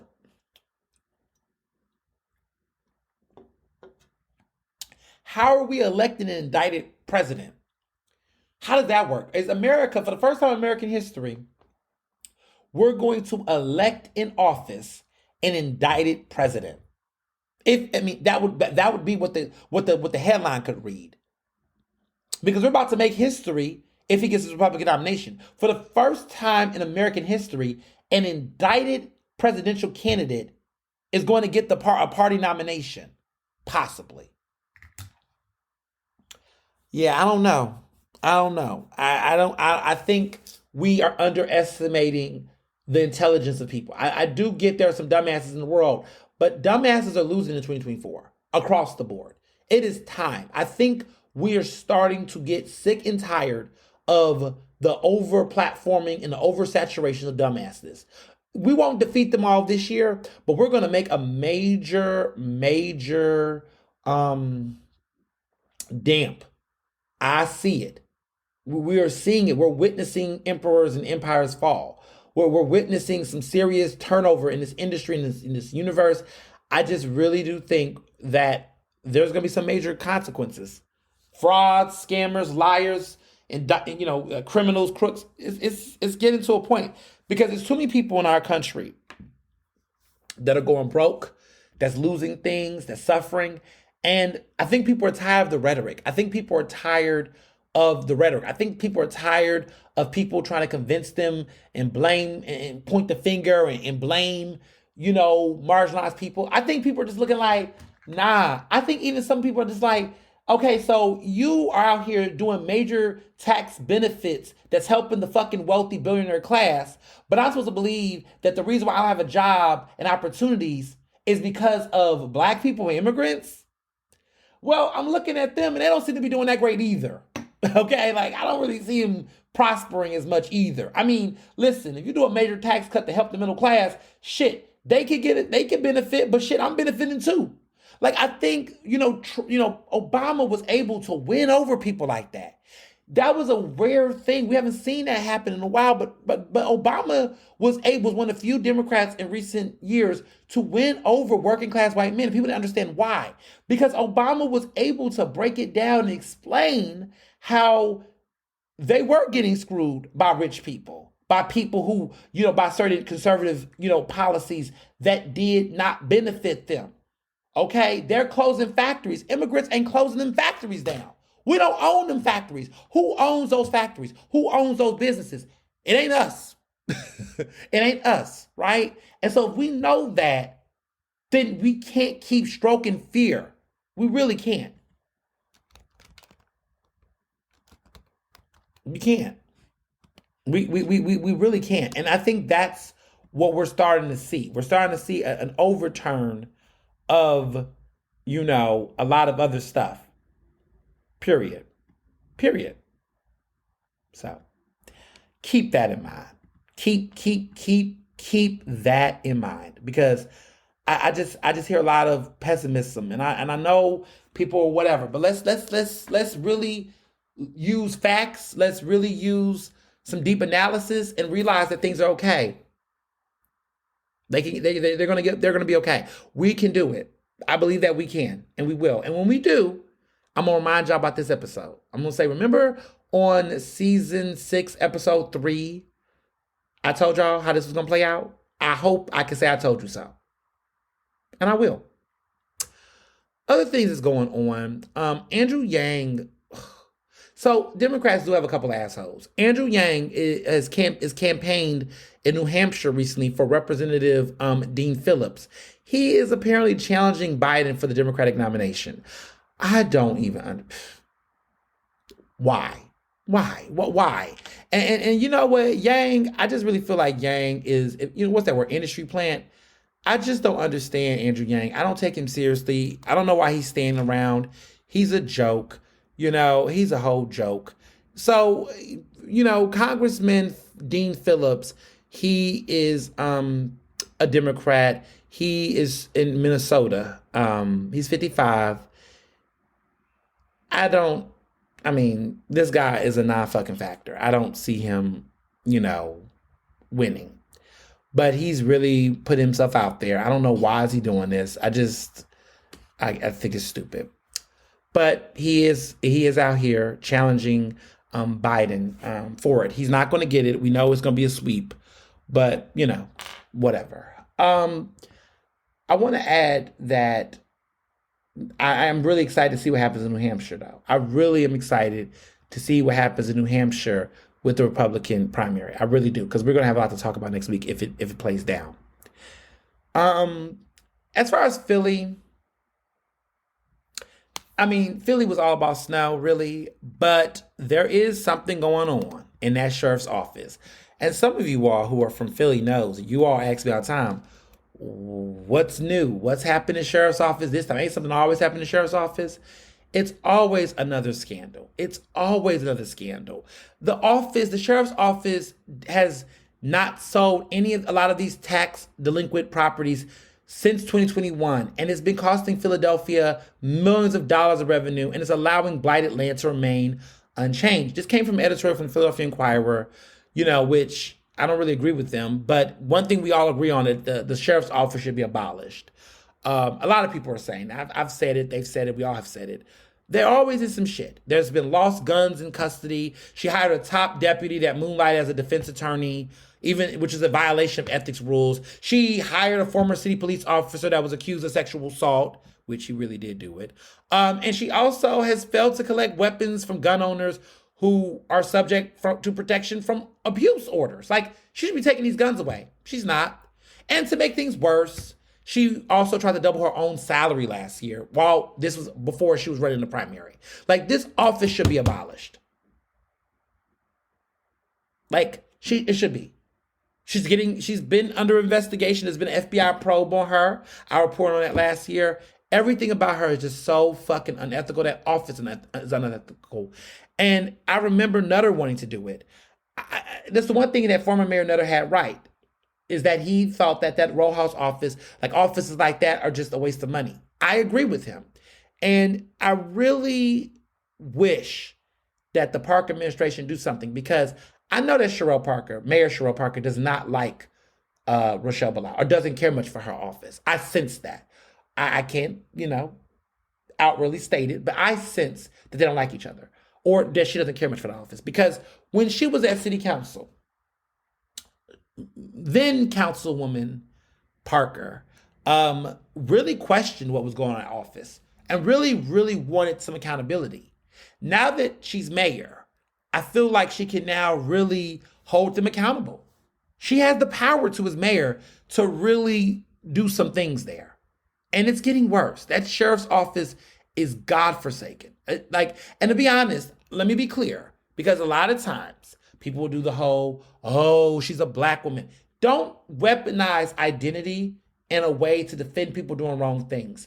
It's not because Rochelle Blau is a black woman. Because to be honest, what she's doing is unacceptable. And before her predecessor, Jewel Williams, had his own scandals. And before Jewel Williams, we know Mr. Green over there had his shit. He was indicted. There has been a history of corruption and scandal and disgrace in that office. And Rochelle has been no different, except she hasn't been indicted, but she's been in scandals. That office stays in scandals. And I just cannot imagine trying to defend it. Period. That's my take. So, media. There's been a lot of media meltdowns happening. So much. Sports Illustrated has laid off its staff. It's gutted.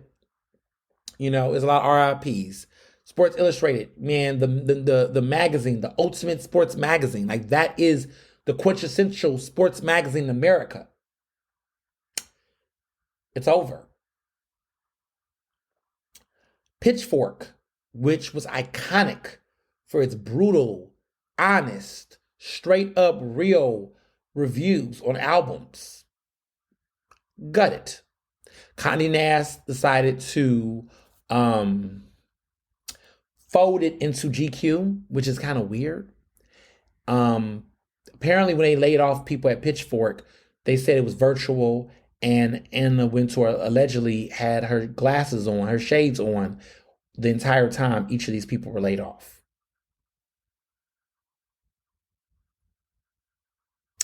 LA Times is expected to have some massive layoffs coming. Recently, they just did a walkout in protest to all these cuts. Kevin Merida, who was Merida, or what I think his name is, last name, black executive editor. He was the first black executive editor at the LA Times. Had this big, huge title position. He only was there for about 2.5 years at that. Well, he left. And I was wondering why he left, but it seems like he knows that those layoffs are coming. And I think after there was a major cut, like I think a year ago, he took the brunt of that. And I think that because I'm being strategic in my mind, I don't know, like this is me just analyzing and assuming here. But I'm imagining that as the executive editor, he knew what was coming. And I can imagine that part of the reason why he left is because I think his mindset was, I got to be the editor again to have to do these major cuts and go through the scrutiny. Nah, I'm good. Because he already went through it already, And I think he just is like, I don't want to have to go through this again and then bear the brunt of the disrespect, the shame, the criticism. Like, that's a lot of pressure. And he's an older guy. So I think he decided just to be like, nah, I'm good. Let me get a good little severance package, whatever. Take a little package, take some money, do some things, and bow out gracefully. And I think that's what he did. Now, there is going to be some more layoffs, right? There's going to be a new set of layoffs, and it's getting brutal over there at the LA Times. They're doing walkouts, they're demanding things, but it looks like it's inevitable. So before I get into the other part of this, I just feel like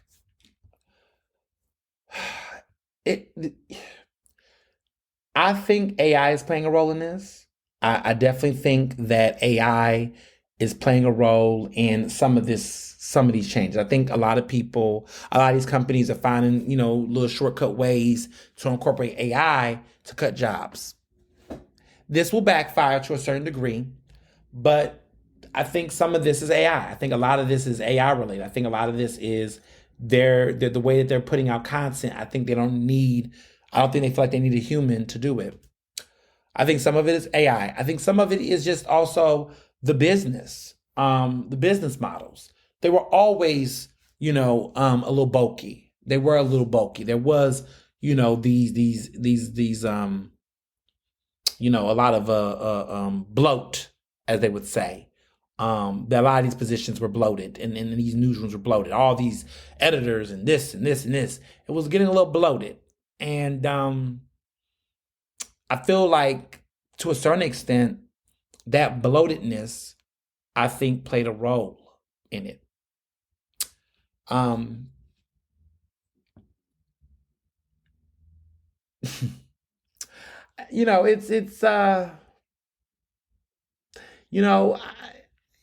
You all know my history. Y'all know my work. I've never worked full time for a media company. I always worked on an entrepreneur note. I don't want to sound cold, but the writing has been on the wall for a long time, and I saw it. I saw it over 10 years ago, and it stuck with me. And I said, I got to do this differently. If I want to be in this industry, I gotta let go of the grandeur and the fabulousness of it to a certain extent, because at this point, traditional media is fighting. It's fighting. Traditional journalism is fighting. And I think a lot of businesses are getting really lazy. They want bigger profits. They want more money. And they're also just looking at some of this stuff and they're just going, do we need this? Do we have to have this? Is this making us money? And honestly, journalism was always going to be on a pathway of destruction. I won't say a pathway of absolute disaster or complete abolition, but it's always, ever since we've had a business model, ever since we treated journalism as a business model, we should have known that that meant that it wasn't going to be treated as essential. Because if you make something as a business model, then you treat it as if it's not essential. Like water is essential. That's why you can go places and get free water. But nowadays, it's hard to get free journalism. It's hard to get access to journalism because people treat it as a business model. See, the government provides water, right? The government provides it. They pay for it. They include in your taxes. It's essential to living. But journalism is too. And I've always told people I feel like journalism is a public service. And we should treat it like that, but we don't. You know? Like libraries are essential. Reading is essential. People should be able to get access to books and dictionaries, right? Public school education, right, is essential. I wish I could say school lunch was essential for our kids, but there are people charging kids to eat at school, which I think is an abomination, to be honest. I remember when I was little, if a kid did not pay for lunch, they would give them a string of cheese and a very poorly done peanut butter sandwich. They would give them, it would be like a peanut butter sandwich, a little string of cheese, an apple, and maybe a little carton of milk. It would be something very like, like if you didn't have any lunch money, you would basically eat that. And I remember when I was little, I used to carry $5. Lunch wasn't that high, but I remember like when I was in school, like if it was some of my friends and they would go to lunch, they wouldn't eat lunch. They was like, I don't want to eat that. I don't want to eat I didn't bring lunch money, whatever. I would always like have $1 or something. And oh man, that was wild. But like the fact that that's happening, and like when you think about like the whole public school, like oh my gosh, here I go.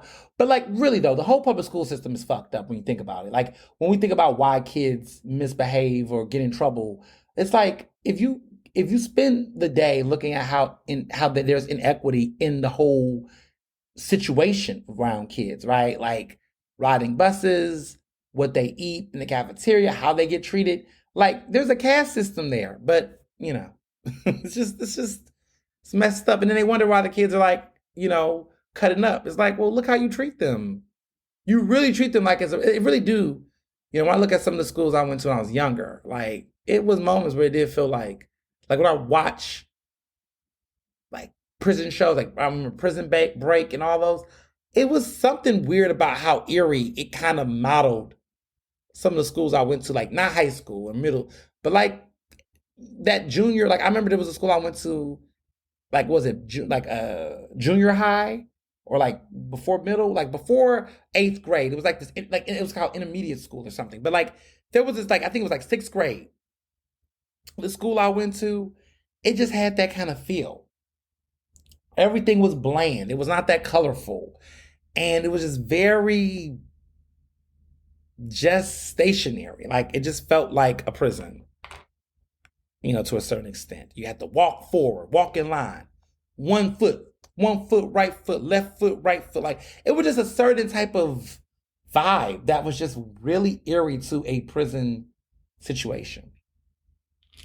And it's weird because I know people who went to jail and, that I went to school with, and they would come back and they say, it kind of feels like, it was kind of like how I went to school. I didn't feel it. It felt like just it was like being an adult. Someone said like, it was like being an adult in elementary school. I was like, what? It's like, yeah, you had to go out, get in line, hall pass, breakfast, bathroom break, you get a little bit of reset. Like it almost was like a prison model. I digress. There's plenty of research out there about it. Please Google school to prison pipelines. Like literally do that research. Like you'll be fascinated and devastated at the same fucking time. But it's a mess. But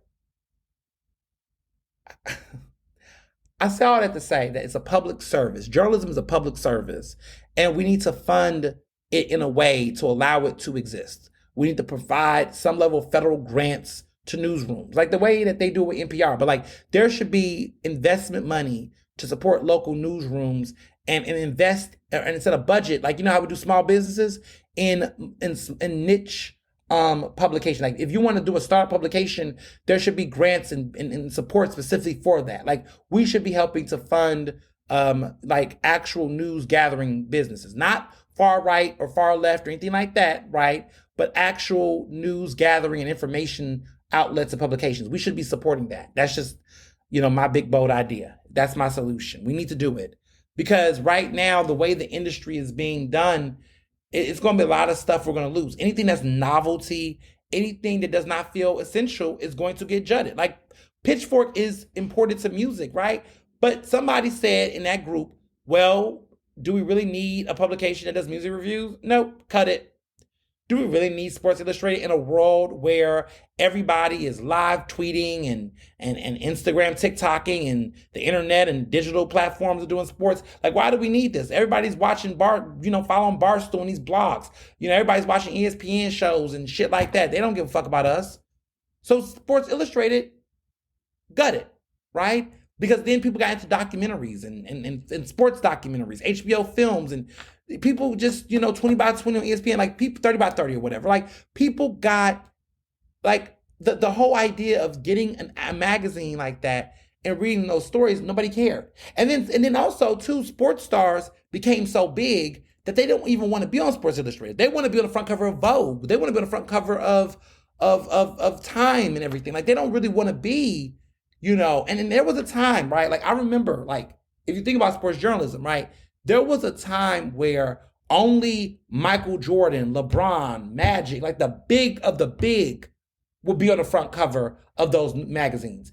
People like, Tiger Woods would be on those front covers. Now, like sports is so ingrained in our mainstream culture when it comes to media that now you don't even actually have to worry about or have that context. You don't even actually have to worry about, that narrative of it. Like a lot of regular sports stars are making covers of other magazines and getting attention and getting covers and getting attention and getting press. And social media too, right? Like we know so much about all these stars. You don't even have to be, an all of MVP or a top player to get media attention and press as an athlete. So Sports Illustrated was special because it used to do that, right? It used to give all of these other athletes spotlight and shine. Nowadays, interesting athletes will get covered regardless of whether or not they're playing well on the court or on the field. So that changed the game. That changed the game. And so we lost Sports Illustrated because of that. And Pitchfork, I just think that we're in an era right now where nobody actually cares. Oh, here I go. Because I gotta say it. I gotta say it to some of my critics a couple of weeks ago. But we're in this weird phase now where art criticism is becoming a dying art. And so with Pitchfork being shut down, that was one of the few legitimate places. I feel like Rolling Stone was a place, but even Rolling Stone don't even do album reviews as much anymore. I don't think they do reviews as much. Or if they do reviews, they don't do the starred review. So nothing is 3 stars, 4 stars, 5 stars. And I think a lot of it has to do with stan culture, right? Because nowadays, if people's faves ain't getting, 4 stars or good reviews, then they harass the writers and the critics. And so the art of criticism as a whole is starting to shrink. And so, when you think about, music reviews, Pitchfork was one of those unfiltered, unadulterated places where you could get a real legitimate review of an album. Sometimes you disagreed, sometimes you definitely agreed. Sometimes your perspective would change when you read it in context. But nowadays, you just don't have that anymore. You're not having, this opportunity and space for creatives and folks to really go in on it. So that has been an interesting thing to watch, sadly. And that's why, and why is that the case? Because, you got these, internet celebrities, that just can wake up and read an album and just be like, it's fire. I hate when I go on Twitter, right, the day a rap album comes out, because the artist will go viral because a bunch of idiots on the internet are just like, this is fire. This is the best album ever. And I listen, I'm like, this is trash. And it's so funny. Like, you notice that like every time an album come out, all the fans go on Twitter and they give it like all this positive go. People are like, I think people like it. And there's times I tell some of my friends, they'll be like, oh, it must be good. It must be. I'm like, y'all, it's the fans. It's just that we are now in a world where there's an oversaturation of fans. And I guess I get it. Stand for your fave. But that's not criticism. That's not legitimate critique. That's an art to that. And so I think about food reviews and the Keith Lee phenomenon, right? Like, who the fuck is Keith Lee to be out here really telling y'all about? But that's why. Like, when you be like, whoa, why is the food review section getting cut? Because Keith Lee made a market. Because everybody want to see, people think that anybody can do it now. So why pay for it? The logic is now, why do we need a pitchfork when, honestly, a lot of people are doing music reviews on TikTok? Y'all are following other young people that's going on YouTube creating little reviews that don't even have the fucking range, right? They never studied music. They like, oh, I like that beat. Do you know what kind of beat it is? You know what I mean? Oh, that's a cute beat. The beat was really good. Okay, what kind of beat is that? Do you know what kind of instrument that was? It's got a jazzy sound. What kind of jazz? What kind of percussion? They don't even know. And arguably, some people feel like it doesn't matter. So we're getting dumber. The art is getting dumber. Everything's getting dumbed down. Just saying. So now I get into the second part, right? Because I have a follow-up. Y'all been staying woke on Charlamagne the God? Y'all seeing what I'm saying about him? Have y'all noticed that Charlamagne the God is doing everything I said he was going to do?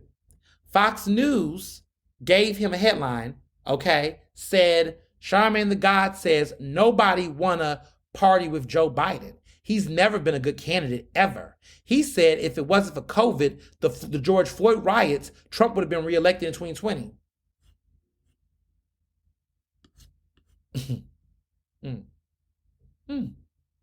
Interesting.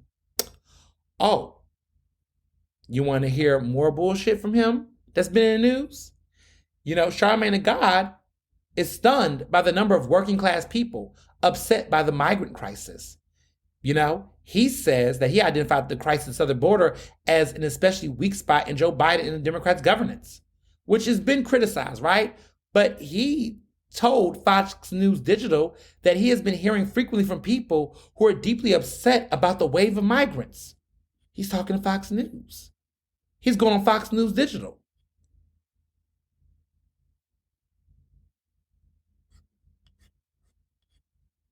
Come on. I'm going to start calling him Charlatan the God.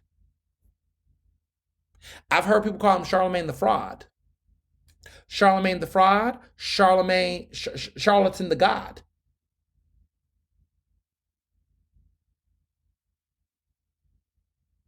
I'm just saying. Stay woke. There's a lot of things that people are not talking about, Charlamagne the God told Piers Morgan that he thinks Donald Trump will win the election.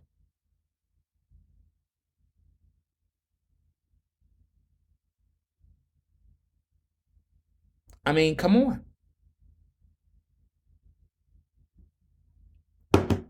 Wake it up. I told y'all. And what's interesting is, a week ago, when I did that viral thread, and Angela Rye responded, right? She did respond.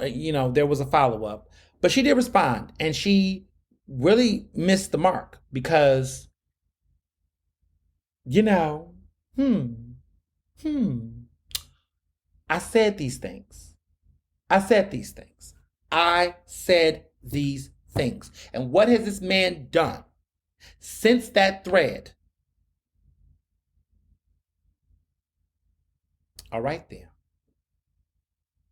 All right. Political maverick. Right? He's doing everything. Like, he's doing everything.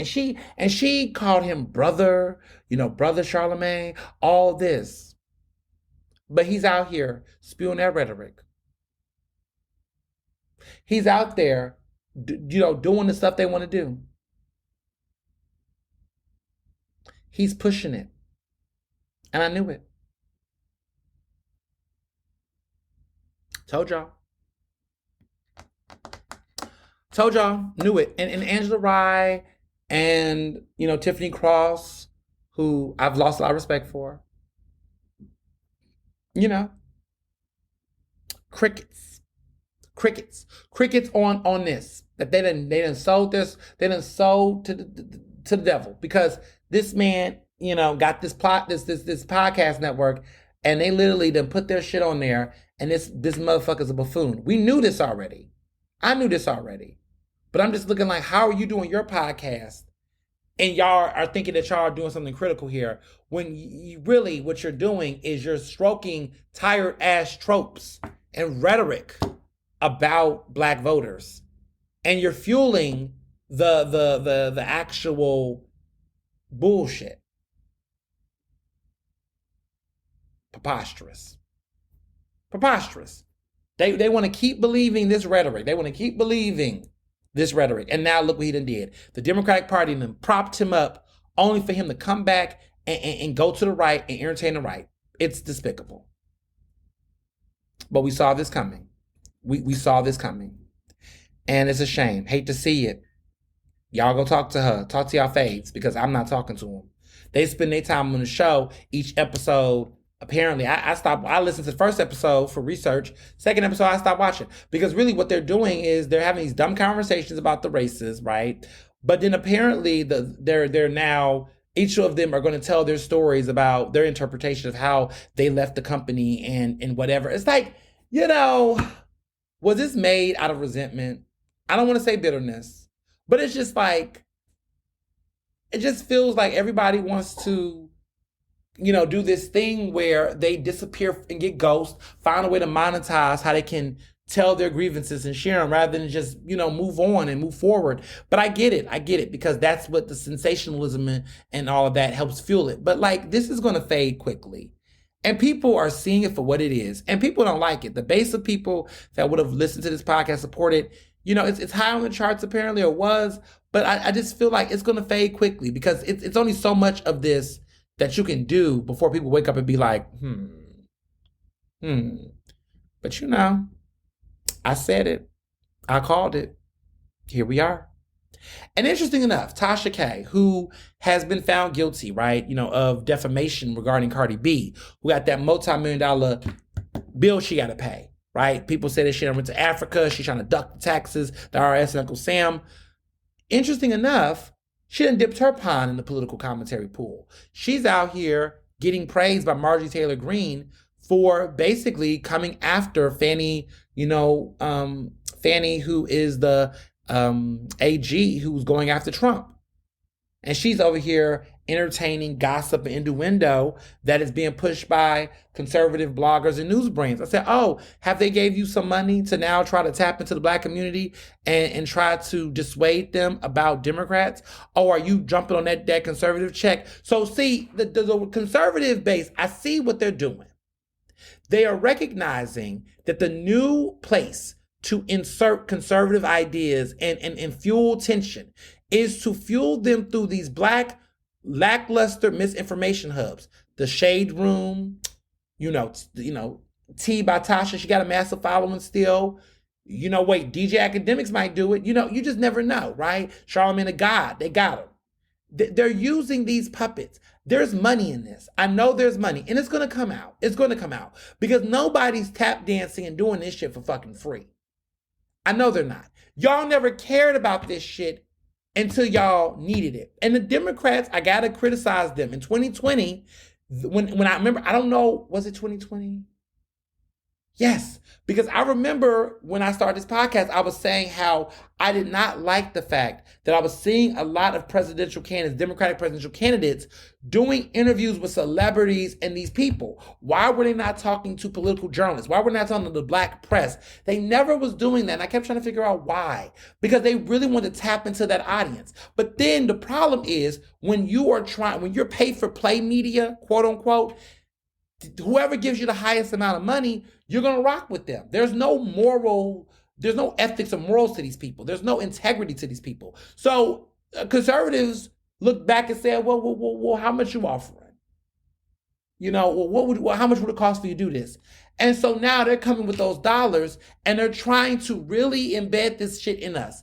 And I literally said this a week ago, and there were people, a lot of y'all rock with me. Shout out to y'all for ratioing Angela Rye. I'm going to start calling her Angela Ratio because she got ratioed the fuck last week for really trying to misread and really obtusely, imply all types of things. It's funny, like people like her are the types that you can't call me homophobic because I'm gay. You can't call me racist because I'm black. So what you'll do is, because I'm a man, say I'm sexist because you can't come up with an argument to it. Because basically I was calling her to the carpet for affiliating herself with Charlamagne the God. Like that's a legitimate thing. That's a legitimate critique. I called it. I called out on it. Just saying. These were choices. These were choices. Choices were made. And she doubled down on it. And Tiffany Cross retweeted her ignorance. So I'm done with them. I'm done with them. I'm good. Because you showed me what type of person you are. Period. But I'm seeing the rhetoric. I'm seeing what's happening over there. I'm seeing the culture. I'm seeing how all of this is beginning to unfold. And it's really hard to ignore how fucked up things have gotten over the past couple of days and weeks. But stay woke. Let's continue to push back at this ignorance. Stop giving them clicks. Stop giving them, listens. Divest. For real. And also, I want to follow up with something I didn't talk about last week. My good friend Joe, G.I. Joe, no, I'm joking. Joe was, Amanda's partner. Let me clarify that. Her fiance, because y'all might think partner mean friend, and some of y'all may want to get them DMs. They're together. Together is in dating. Together is they're in a relationship, and they live right next to me. We live in the same building on the same floor. That's his shoes are at the front of the door. He takes the shoes off and comes in the house. Like, it ain't no, I see you from time to time and bring you a Scooby snack. No, it's, they live together. That's their house. Together. Because y'all be still not getting it. Y'all like, how Dr. Park's doing? You don't know how she's doing? They're doing good. They're doing great. Like Frosted Flakes. They're great. But anywho, Joe is great. So Joe was having this conversation about the recent drama with the Breakfast Club. And I have a prediction about that. And it was a really good conversation because he was saying okay, so for people who don't know, Jess Hilarious, who's that big, huge homophobe, right? And transphobe. She was guest starring. She's from Baltimore, apparently. Jess Hilarious. How they say in Baltimore? Jess Hilarious. Jess Hilarious. She's on the Breakfast Club, and she got a good old, she's on there. She's trying to be a host of the Breakfast Club, and she's doing a good thing. Just Hilarious is on there. Baltimore. She's Baltimore apparently. I didn't even know much about. I really don't follow her enough, but B More was hyped for her. So she Just Hilarious.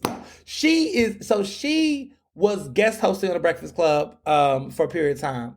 And I guess she was on there for so much that she was under the impression, she was told, I don't know who told her, I guess Charlamagne the God told her or the DJ Envy, but she was told that she was going to be the permanent host. Now, see, when I make announcements on Ernestly Speaking, contracts have been signed. Checks have been deposited. Checks have cleared, baby. Like, if I put something out, okay, that means that, it's happening. Okay? I just want to be clear with y'all about that. Like, the shit is happening.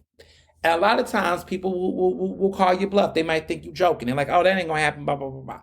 Nah, baby, it's happening. It's happening, right?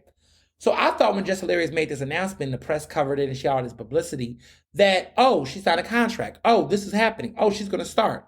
That didn't happen, y'all. Like, it didn't happen. Like, for example, this Thursday, I return to Philadelphia City Council Live on WRD Radio, okay? 900 AM, 9.6 FM, 96.1 FM, progressive Black Talk Media, okay? I'll be back on WRD, City Council Live, Okay, 10 to 1, 10 a.m. City Council will be back in session. How do I know that? Because I signed a contract. It got renewed. I am getting checks. I get paid. Okay, I get money. That's how it works. I wouldn't tell you that if I didn't get money. Like, for example, Hard Rock Cafe. Lip Brothers will be there. Okay, February 7th on a Wednesday. Okay, RSVP. I know y'all been RSVP. I see y'all been RSVPing.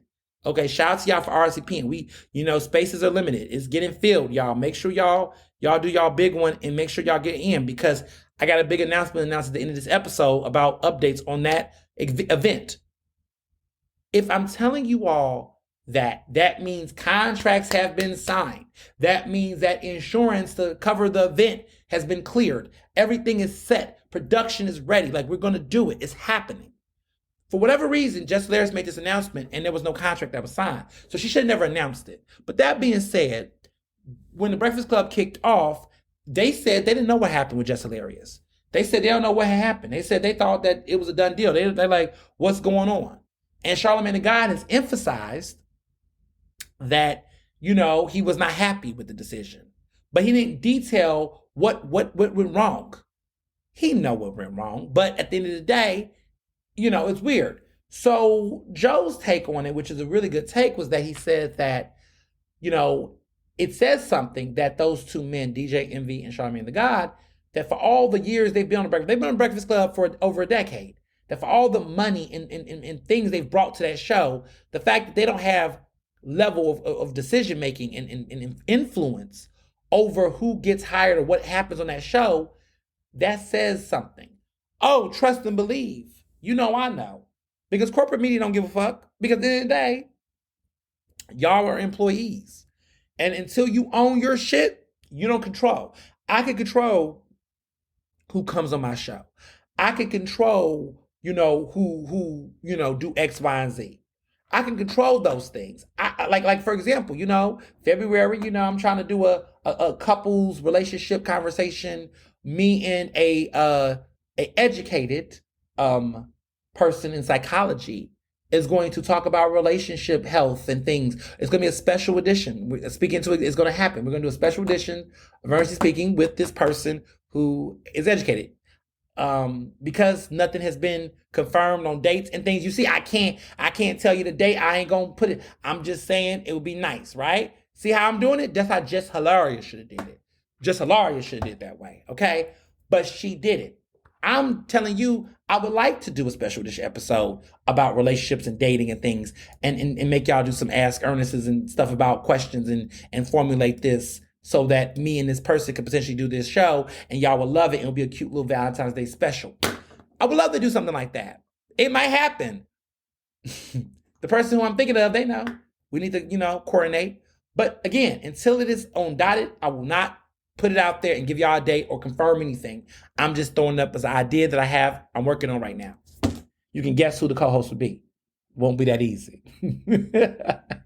So, she didn't do that. And Jess Hilarious did not do that. She did not. And so as a result, I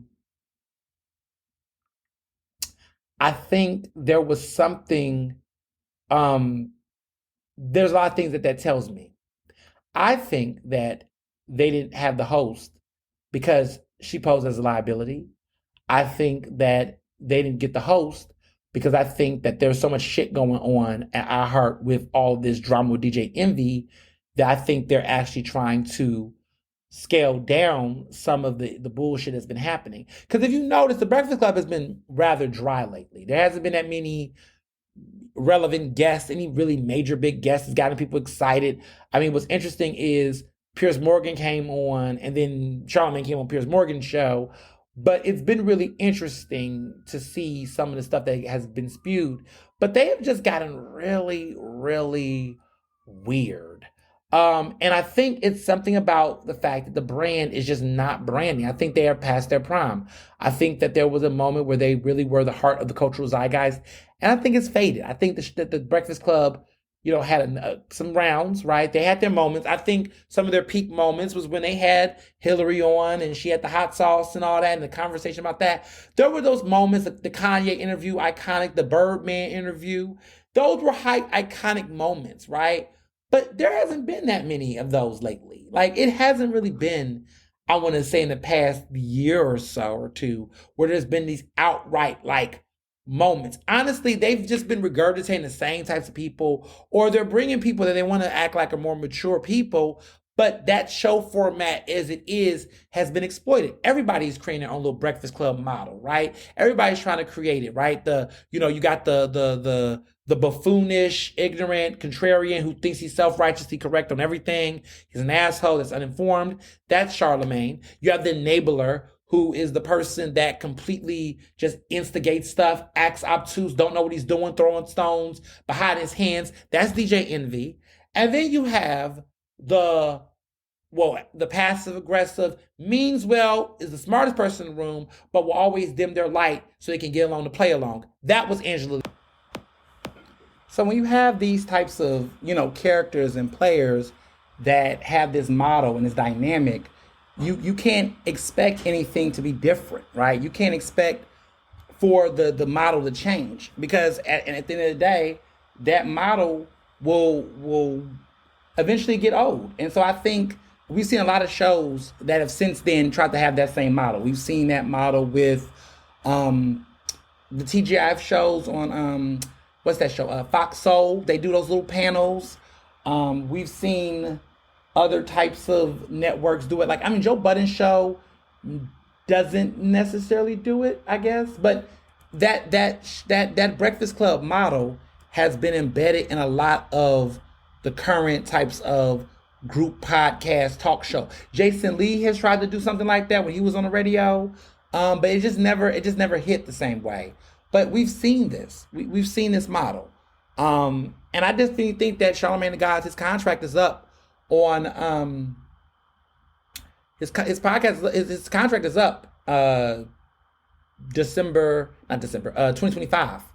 So I don't think he's going to stay. I don't really think he's going to stay. I think the Breakfast Club is past its prime. The days of, like I said, Hillary with the hot sauce and the Kanye interviews, all that stuff is gonna. It just hasn't been the same. But they keep regurgitating the same types of personalities. I mean, Dr. Umar Johnson is like a regular. He might as well be a correspondent for that show at this point. But yeah, I mean, it is what it is. Stay woke, because I see it. I see the connections. I definitely do. But I also want to talk about some breaking news that just came while I've been recording this podcast, because sometimes the breaking news comes. So that guy who I was talking about last time, the Kemp, whatever, the guy who ran Vashami or whatever, he dropped out last week and backed Trump. Chris Christie has not backed anybody, even though he's implied that Nikki Haley will be toast. Ron DeSantis has dropped out, and now it is now down to Trump and Nikki Haley. Ron DeSantis dropped out and endorsed Trump. So now it's down to Nikki Haley and Trump. It's so funny because literally early in this podcast, before this news broke, that's how you know I'm not playing with these podcasts. Like, the craziest thing was that we literally was talking about how, all of this was unfolding. And I said that both Trump and Nikki was acting like Ron DeSantis is not in this race. And now it's obvious he's no longer in this race. He's donezo. Like, Iowa, coming in second place in Iowa was not a good look for him. And yeah, he's closer to Trump than Nikki. Like, Nikki is the opposing force, even though she full of shit, right? Her whole, this country's not a racist country. Nikki, if this country was a racist country, you would not be calling yourself Nikki Haley. You would be using your real name, which is like Namora or something. Like, you would be using your real actual birth name rather than hiding it behind something like Nikki with 2 Ks. Girl, stop it. And at this point, it's going to be Nikki with 3 Ks. And y'all know what I mean. But I just wanted to put that update on the show, because I know some of you all Monday morning, Monday afternoon when you listen, you're going to be like, wait, not Ernestly Speaking being dated? Oh, this is never a dated show, baby. We keep it fresh. So this is an update, breaking news while I'm live recording a podcast. Could you imagine that? Well, not, You know how it goes. That's how you know the podcast is real. Now you're probably gonna know when I do the podcast now, but hey, it is what it is. So I'm excited. I'm excited, um, and looking forward to all of the great things that's happening, for sure. So, ask Ernest this week. Now, I'm going to read this, and this person thought that I wasn't going to pick it because they thought that this wasn't that important. Long story short, because it's long and I don't use names and I'm not going to get descriptors. But this person, it's a woman. She says she is the number one Ernestly speaking stan, but I want to correct the record that I would say I think Candace is, but you're probably in the top 5. But this question was how to deal with ex-friends. They think that I do a really good job with dealing with ex-friends, and they said lately they just let go of a friend at the end of the year, into 2023. They said that pretty much in a summary, without getting too specific, because legal lawyers, you know how that go. They were saying that they always felt like, one, they had to initiate everything. They said, two, the person never really celebrated them the same way they celebrated them. It was that there was always a distance. There was always these weird periods of no communication. And then when there was communication, the person only wanted to emotionally dump on them. And they said this has been going on for several years. At a certain point, they just felt like it was a one-sided friendship. They asked me, how do they navigate a relationship with other friends? How do they avoid the red flags? And how do they avoid this? Listen, Lord knows I can relate. Okay. I will say that there was a person of mine. We're going to use initials, random initials like EH. Like maybe let's just say EH is initials. It's random. But let's just say EH. I had an old friend, hypothetically named EH. And they basically was the friend that they was my biggest cheerleader when other people were around. They knew how to perform friendship rather than be actual real friend. They, pretty much was very much so around me because of the clout I had. Now, let me be clear. This person has clout too. They're relevant. They got their own little thing, but they're a little boring compared to me. And they were much older than me and they weren't as fly. But I think I brought them life. I was the quote unquote, the gay friend, right? I was that person that, was their chosen family, which I felt like was weird they would use it because they were not queer. But I always just felt like I was like commodified in ways that did sometimes feel validating, but also times felt dehumanizing. And I didn't really understand the words to say at the time when I was going through what I was going through with them. But there were several red flags. Some of the ones I remember was one time, I hosted, me and my homegirl, who is not this person, my friend, and my husband, we all did Thanksgiving, we did Friendsgiving, and they kind of insert themselves in it.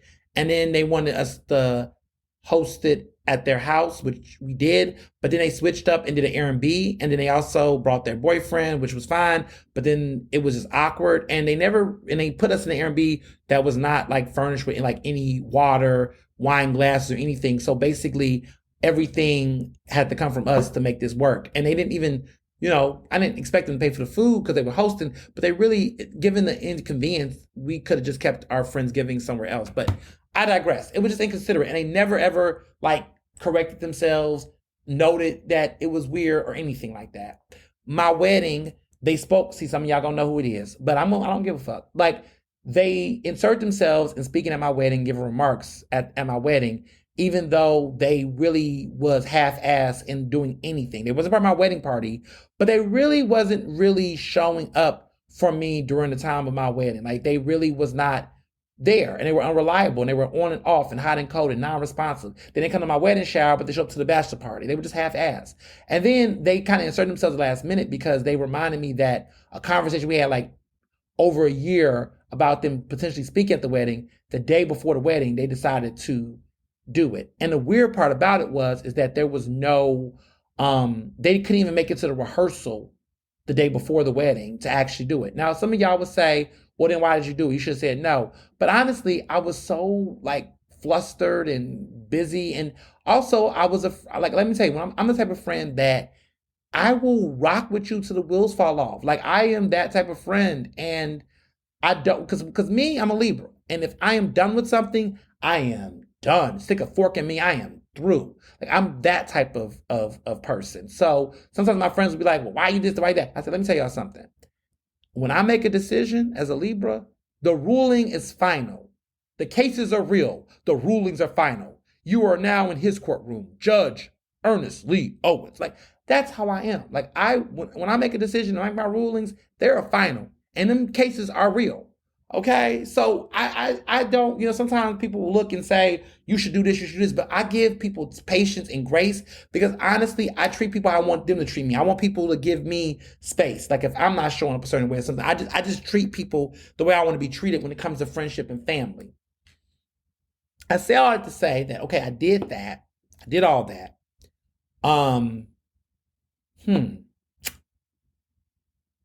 But the wedding, all of that happened and I still gave them grace. But it wasn't until, I had a situation with when NABJ and PABJ split and it was all public, that this person came to my holiday party for my organization, posted us on Instagram, shouted us out, showed us love, all this, that, and the third, and then turned around. And when NABJ and PABJ split, there were group chat conversations being had about me in all kind of places, and they were throwing shade. And this was after me and them had already had a conversation and already got to a point where we wanted to work things out and do things the right way. So it was really fucked up. And I'm at a place now where, when that happened, I just stopped talking to them.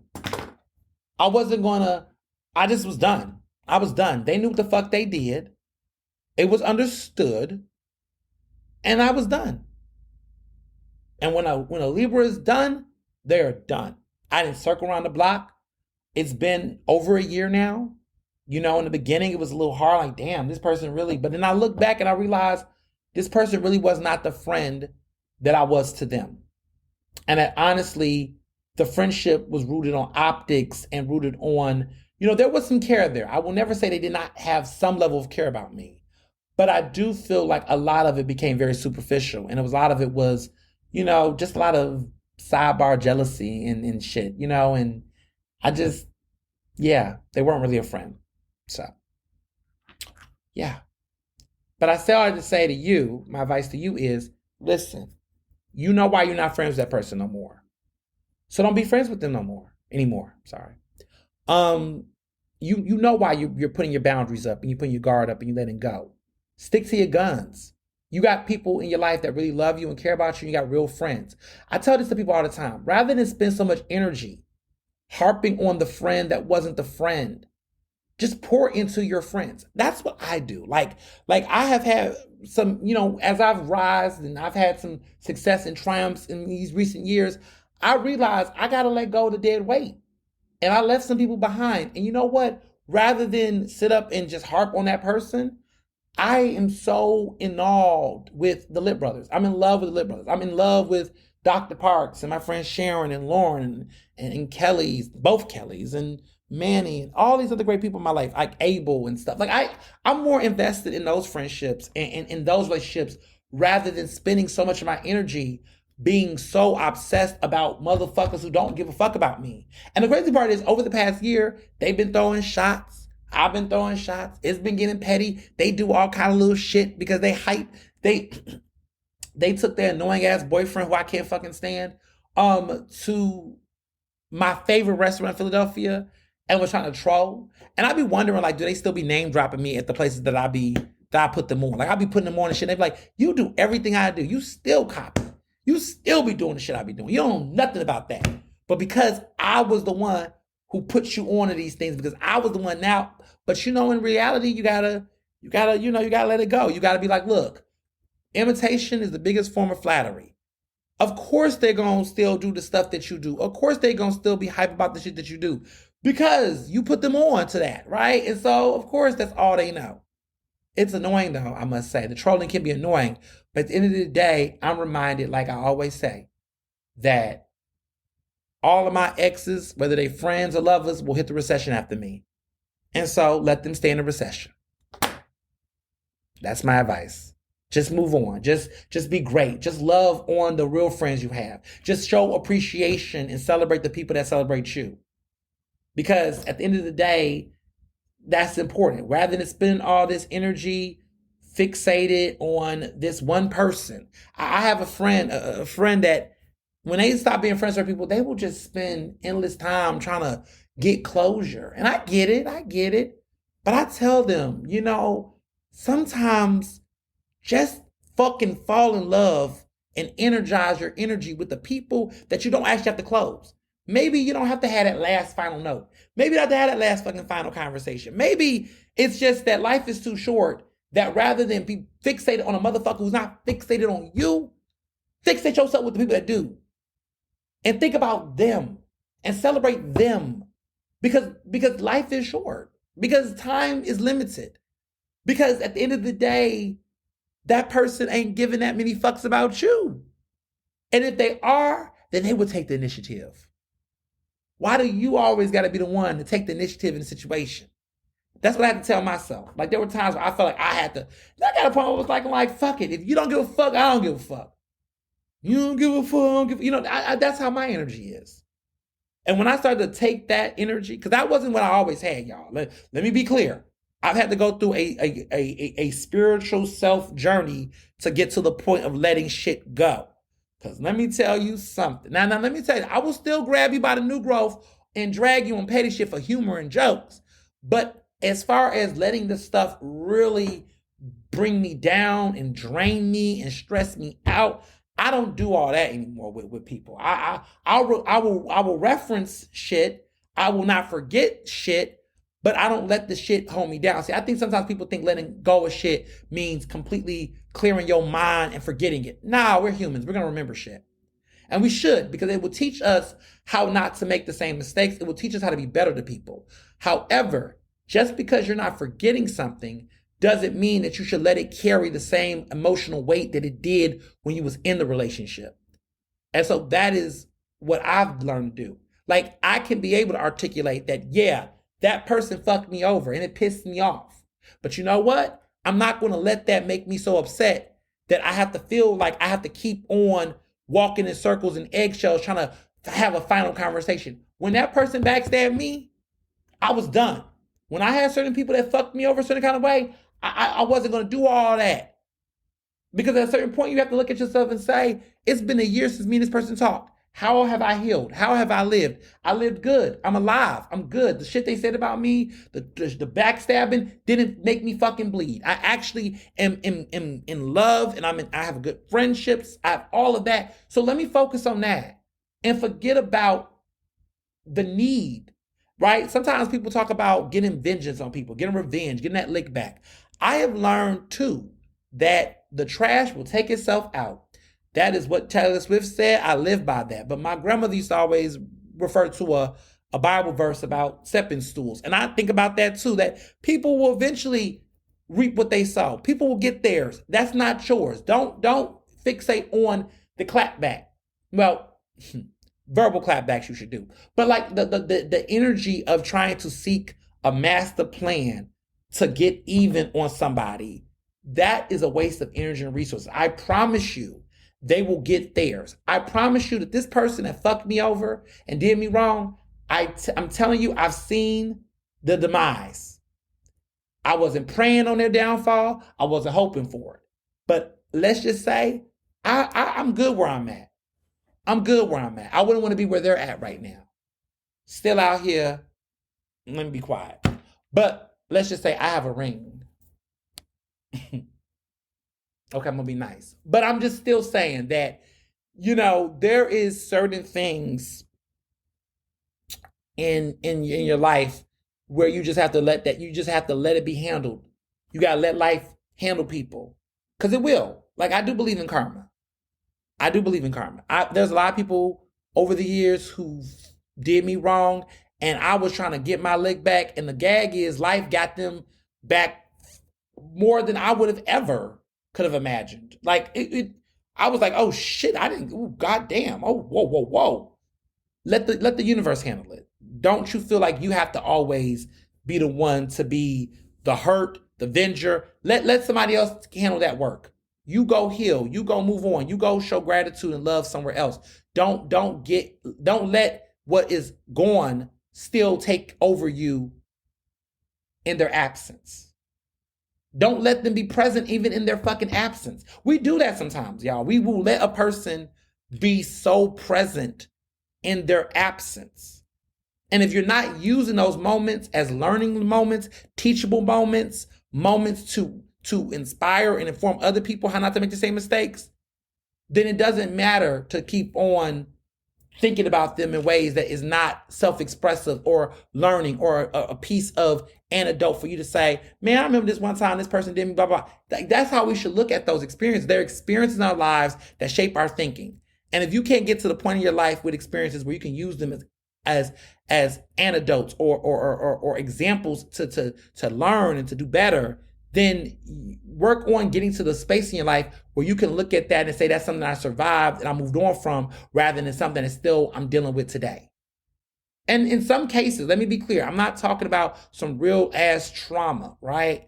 But fucked up friendships and shit that did not end as traumatic, right? Use them as learning opportunities and move on. That's my advice. So, movies, okay? Let me tell y'all something. First of all, Emmys was great. Was not really here for Anthony Anderson, who's been accused of rape multiple times, hosting that show and using his mother as a prop to, it's the new thing. Every time any black man is accused of abuse or rape or whatever, they always kind of use a black woman as a way to shield them. We saw Jonathan Majors do it. Diddy's always did the whole I'm a father, I'm a dad thing. Look at Anthony Anderson right now. He's done it, use his mother as the decoy. Because if black women think a person, Charlamagne the God is doing it right now with Angela Rye and Tiffany Cross and them, they will use black women in that way to try to shield them, because if a black woman co-signs it, especially someone who's credible and likable, then people will think it's okay, or that it's okay to bring them back to the cookout or whatever. Think about Beyonce with Jay-Z. Oops. Just saying.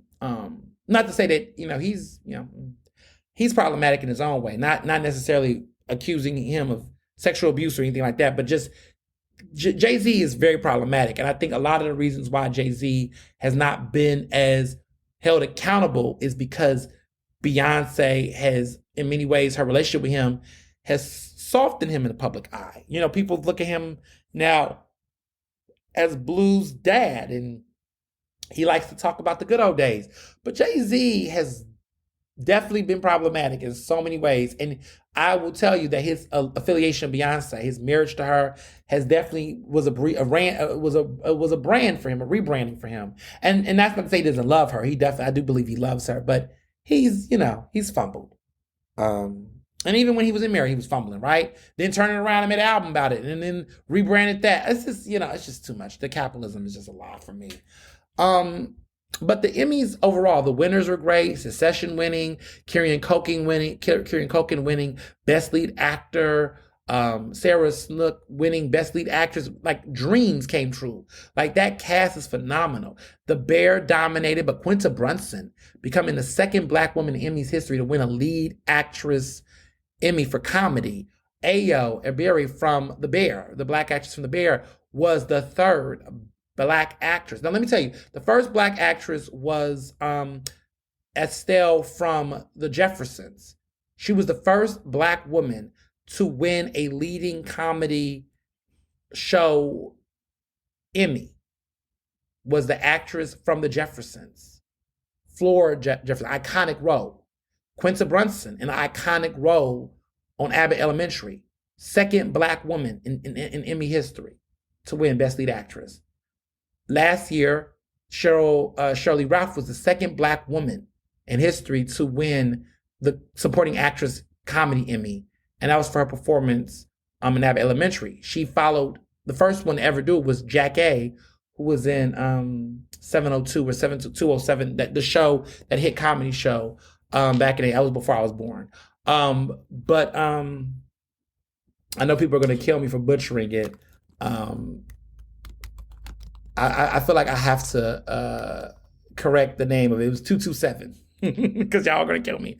The show's called 227. It's an old comedy. It was before I was born. Like, I was born in 91. I wasn't even born when that show was out. Like, but she won a supporting actress in a comedy um, Emmy back in the 80s. The show came out in 1985. The final episode aired in 1990. So, I mean, just saying.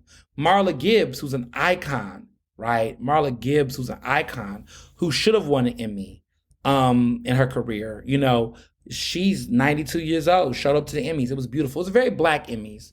Um, but, you know, The Bear did really well, really, really well across the board.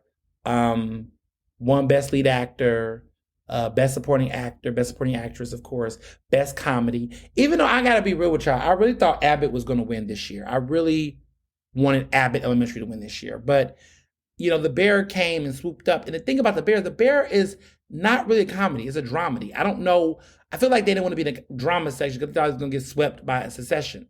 But now that The Crown is about to fade out, now that all these other comedies and things, I mean, there's an opportunity for The Bear to go into drama and sweep the dramas now. And Abbott Elementary was set up for success, clearly, to sweep. They would have, I really feel like if The Bear didn't come in, Abbott would have swept this year. But, and the only reason why Quinta Brunson got hers this year is because there was no lead actress from The Bear. I feel like next year that Io, the actress who's in that role, she's gonna go to lead actress for that, and then they're gonna move another one of those actresses from The Bear into supporting, and they're gonna do a sweep like Schitt's Creek. Like I remember Schitt's Creek literally had that last season. All the lead actors in comedy, all the lead and supporting actors won Emmys, and the comedy won. That's a rarity. So I feel like that's what The Bear can do next Emmys, the 76 annual Emmys, when that happens. But let's talk about Oscar predictions, because the Oscar nominations are coming on Tuesday, and there has been a lot of debate about what these final predictions are going to be. So Best Picture, I feel like it's going to be American Fiction, Anatomy of a Fall, Barbie, The Holdovers, Killers of the Flower Moon, Maestro, Past Lives, Poor Things, Oppenheimer. Did I say Oppenheimer? Let me see. Because I had my list. The Zone of Interest, Past Lives, Zone of Interest. So those are my five. Now, again, it's Oppenheimer, Killers of the Flower Moon, Poor Things, Barbie, The Holdovers, American Fiction, Anatomy of a Fall, Maestro, Past Lives, The Zone of Interest. Those are my 10, I feel like. Best Director is complicated. I feel like, now let me say this for my Best Picture. The upsets could be Origin could get nominated. I can see Origin get nominated as an upset. I can see The Color Purple maybe making a surprise. Those are my upsets, who I think could come in and slide in and take one of these people out. Best Director. I have Christopher Nolan for Oppenheimer, Martin Scorsese for Killers of the Flower Moon, Greta Gerwig for Barbie, Yorgos Lanthimos for Poor Things, and Jonathan Glazer for The Zone of Interest. However, don't sleep on, oh my goodness, the director of The Holdovers. I really think he was great. The Holdovers was an incredible film, and I do think that the director, I think his name is Alexander Payne, who directed this great film Sideways that came out like over 20 years ago, which is an incredible film. He did some other films too, but Alexander Payne, who also did Election, which was one of my other favorite movies, I think that he has a really good shot of sliding in and pulling the upset. Best Actor. This is tough, but my top picks is Cillian Murphy for Oppenheimer, Paul Giamatti for The Holdovers, Bradley Cooper for Maestro, Jeffrey Wright for American Fiction, and Coleman Domingo for Rustin. I feel like they're the locks. I don't see any upsets. I feel like these guys are going to do it. We're going to have two black men. We're going to have a black queer man, which is Coleman Domingo. I think this is the lock. I feel like all five of them have been consistently on the list. Now, Best Actress, it gets a little tricky here. Okay, but here is my picks. I feel like Emma Stone for Poor Things. I think Lily Gladstone for Killers of the Flower Moon. Carrie Mulligan for Maestro, Margot Robbie for Barbie, and Sandra Hüller for Anatomy of the Fall. However, it's been interesting lately. I don't know. Could Greta Lee from Past Lives slide up in there? Potentially, she could. Fantasia Barrino for The Color Purple might surprise us and pull an upset. Could Angela Ellis Taylor, from Origin, Angela Ellis, could she slide up there and be a surprise nominee, like the actress from For Leslie? I remember the drama with For Leslie when that happened. That was that surprise nomination from Andrea Riseborough, but we don't know. But that could happen. Best Supporting Actor, this is my predictions. It's going to be tricky. I think Robert Downing Jr. for Oppenheimer, Ryan Gosling for Barbie, Robert De Niro for Killers of the Flower Moon, Sterling K. Brown for American Fiction, and Mark Ruffalo for Poor Things. Now, there's been some conversations about this category. Some people think Dominic Sessick from The Holdovers might pull an upset. Sterling K. Brown may get knocked out, right? He could stay, but may not. It would be nice for Sterling K. Brown to get an Oscar nomination. He's been a phenomenal actor for years. It would be nice to see him get it, but I don't know. There's also a theory that I could see William Dafoe getting the Poor Things nomination rather than Mark Ruffalo, but I could also see both of them not getting nominated, right? So there's some open space there. Now, Best Supporting Actress. My current picks are Divine Joy Randolph for The Holdovers, Danielle Brooks for The Color Purple, Emily Blunt for Oppenheimer, Jodie Foster for Nyad, and Penelope Cruz for Ferrari. This is also tough because, who knows who could pull an upset? Maybe, Julianne Moore for May December. Maybe Charles Melton might surprise as the Best Supporting Actor. Hell, maybe, Annette Bening could surprise for Nyad Best Lead Actress. I don't know. This category a little wiggly. Penelope Cruz and Ferrari, she might pull that surprise nomination.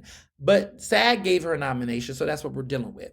There's a bunch of other categories, but those are the ones I'm focused on right now, to be honest, is the acting and Best Picture categories and Best Director categories. Those are the big ones, what I call the big six. We'll see on Tuesday what happens. But I just feel like this year it's gonna be a surprise. They won't let us be predictable and great. There's gonna be some major holy fuck moments. I feel like that's gonna happen. Music. So Diddy's not coming to the Grammys. I know someone who is. But he's not coming. Diddy's not coming. There was a lot of, this is like Diddy's first Grammy, they said, in like 10 years, 20 years. Like Diddy hasn't had a Grammy nomination in a long time. It was for the Love album, which my friends loved that album. Everybody spoke positively about it. Now it's an obscurity now because a lot of people are just over, Diddy's controversies and shit. So there was petitions for Diddy to get taken off of the nomination ballot. There was petitions for him to not come. But at the end of the day, Diddy realized that his appearance there would have caused more controversy than not. And it makes sense. I mean, it's kind of weird because this man literally hasn't gotten a Grammy nomination in a while. And, he wanted to make a triumphant return. And now he done fucked that up. So here we are, right? There's been conversation about Usher's Super Bowl performance. I'm excited, Usher really, what a smart decision, NFL is trash, but fuck the NFL. But, Usher deserves, right? That Vogue cover, I don't get it. I don't get it at all. And when I mean I don't get it, it's just like, Vogue always just fucks up. They got this white model. They got a bunch of cute, adorable, diverse kids. The headline of the cover is Usher, Super Bowl's MVP, which is cool, right? But the cover looks like he's sharing. He doesn't look like he's the main center of his cover. And if it would have been Usher with the kids, I would have saw that. But like the white model is just random and I don't get it. And I don't get the decisions. I just feel like they just never can trust their own instinct that, okay, maybe Usher is a big enough star, clearly, that just him on the front cover dressed up nice with some cool, adorable kids will be enough. Rather than trying to sell this, whatever they were doing. It just didn't make sense to me. As far as good TV and TV in general, loving hip hop. Loving hip hop this season is strong. It is definitely strong. It is really, really good. And I know I say that all the time, but I feel like this season in particular, they're getting back to their original roots with some of the way that they're really focusing on characters and relationships and the drama that we care about versus just random shit. It's really good this season. I'm really liking these first episodes I'm watching.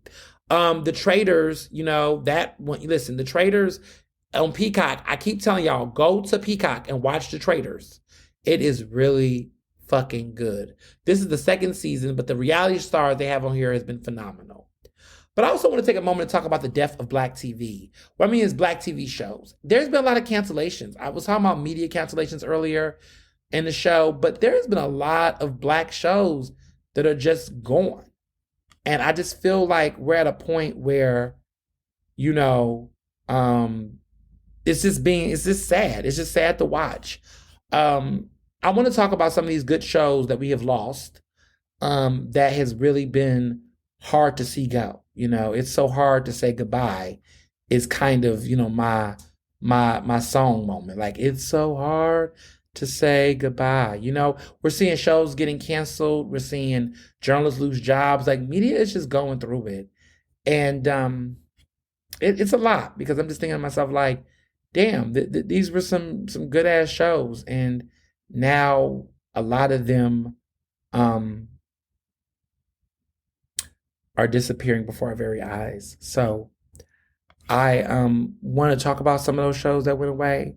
We lost a lot of good shows, like iconic shows that just, I'm looking back and I'm just like, why did this show get canceled?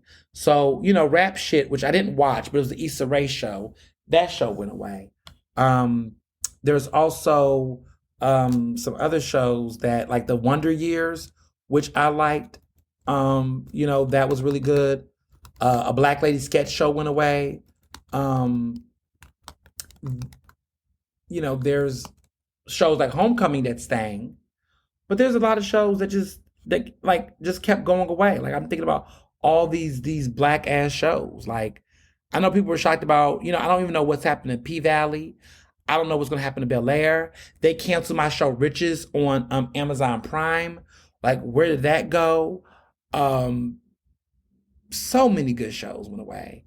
And these were moments where there was a lot of moments that you could support a show and then look at the death of them.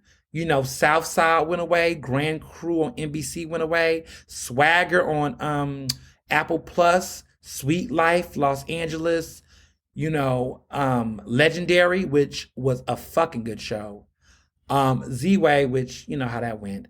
Our Kind of People died. All Rise died. A Black Lady sketch show, which I said. Run the World, which was kind of mediocre. But a lot of these shows just got killed. And they didn't even get to breathe or get a third season and whatnot, And so it's just very, very telling. And it's sad to watch. And so, I mean, look, it's support your faves as much as you can. We're seeing the white lash of Black television before our very eyes. So, But in concluding, there's some major things coming. Get ready. I'll leave it at that. But I also want to just say this real quick shout out to you all, to remind you all that the Lip Brothers is having our big event, and we got some big news. Our big news is we got a liquor sponsor, and we love sponsors. Our liquor sponsor is Philadelphia Distilling, Blue Coat Gin, of course, right? Because those are my faves. The Lip Brothers Live is happening on February 7th on Wednesday from 5 p.m. to 7 p.m. at the Hard Rock Cafe in Philadelphia in the Philadelphia Room. Now, y'all need to come on time. No CPT, okay? We're going to do live recording immediately at 5:30 sharp. So come at 5. Come at the door. From 5 to 5:30, we're going to, come in, get you some drinks, get some food. We're going to have complimentary appetizers and drinks and all that from Hard Rock Cafe's new happy hour menu. Did you know Hard Rock Cafe got a happy hour? Oh my. It's incredible. But you're going to get to try that food for free if you come to our event. And we're not even charging y'all at the door, baby, because we already good, okay? Shout out to our sponsors, Blue Coat. It's American Dry Gin. Philadelphia Distilling, which owns Blue Coat. Radio Kesmet, which is going to be producing this live podcast. recording. Shout out to Cashman Associates and all the great people over there with them and Snack PR, that whole Cashman family. They are doing the media and event organizing and planning for this. They are the best event planning team, okay, in the city or in the region, to be honest. Shout out to all of them that really helped make this effort. And I cannot wait to be with George, Jamarcus, and Josh on this day. Everybody, RSVP, please do. You must RSVP at cashmanassociates.com by Monday, February 5th. But I'm telling y'all, spaces are limited. This shit is about to be like packed. So just make sure that don't say, oh, I know Ernest, I know George, I'm just going to show up. Please don't, because we really are trying to like make sure space and catering and all that stuff is handled. So just RSVP. It does not take you that long. If you can listen to my podcast for over 2 hours, you can just RSVP within 2 minutes. So just make sure you go to my Instagram page. It's on all of the Lit Brothers pages. All of our it's on all of our pages. It's a collab. So if you go to any of our Instagram pages or just mine, it's pinned up on my page. Just make sure that you get the RSVP information, send an email, let them know. And also, by the way, you can bring a +1. So if you want to bring your girlfriend, your boyfriend, or whatever, bring them. But let me also say this, no shade. Let them know this is a very Black queer podcast. We are gay as fuck. We are going to have conversations and we're going to be silly. So if your boyfriend or your friend or whatever don't like gay shit, don't have them come. Like bring people. Y'all know the rules. Y'all know the energy. But y'all shouldn't be having homophobic friends. So that's irrelevant. Come, bring a friend. You can, but just make sure that you put their name down for you and your +1. Spaces are limited. Make sure you come through. I can't wait to see you. And with that, as always, be well and be best. Ernestly Speaking is recorded in Philadelphia, Pennsylvania, and can be found on Apple Podcasts, Google Podcasts. To stay up to date with the latest on the show, follow me on Facebook, Twitter, and Instagram at Mr. Ernest Owens. Use the hashtag Ernestly Speaking to tell me what you thought about this episode, and check out my website at ernestowens.com.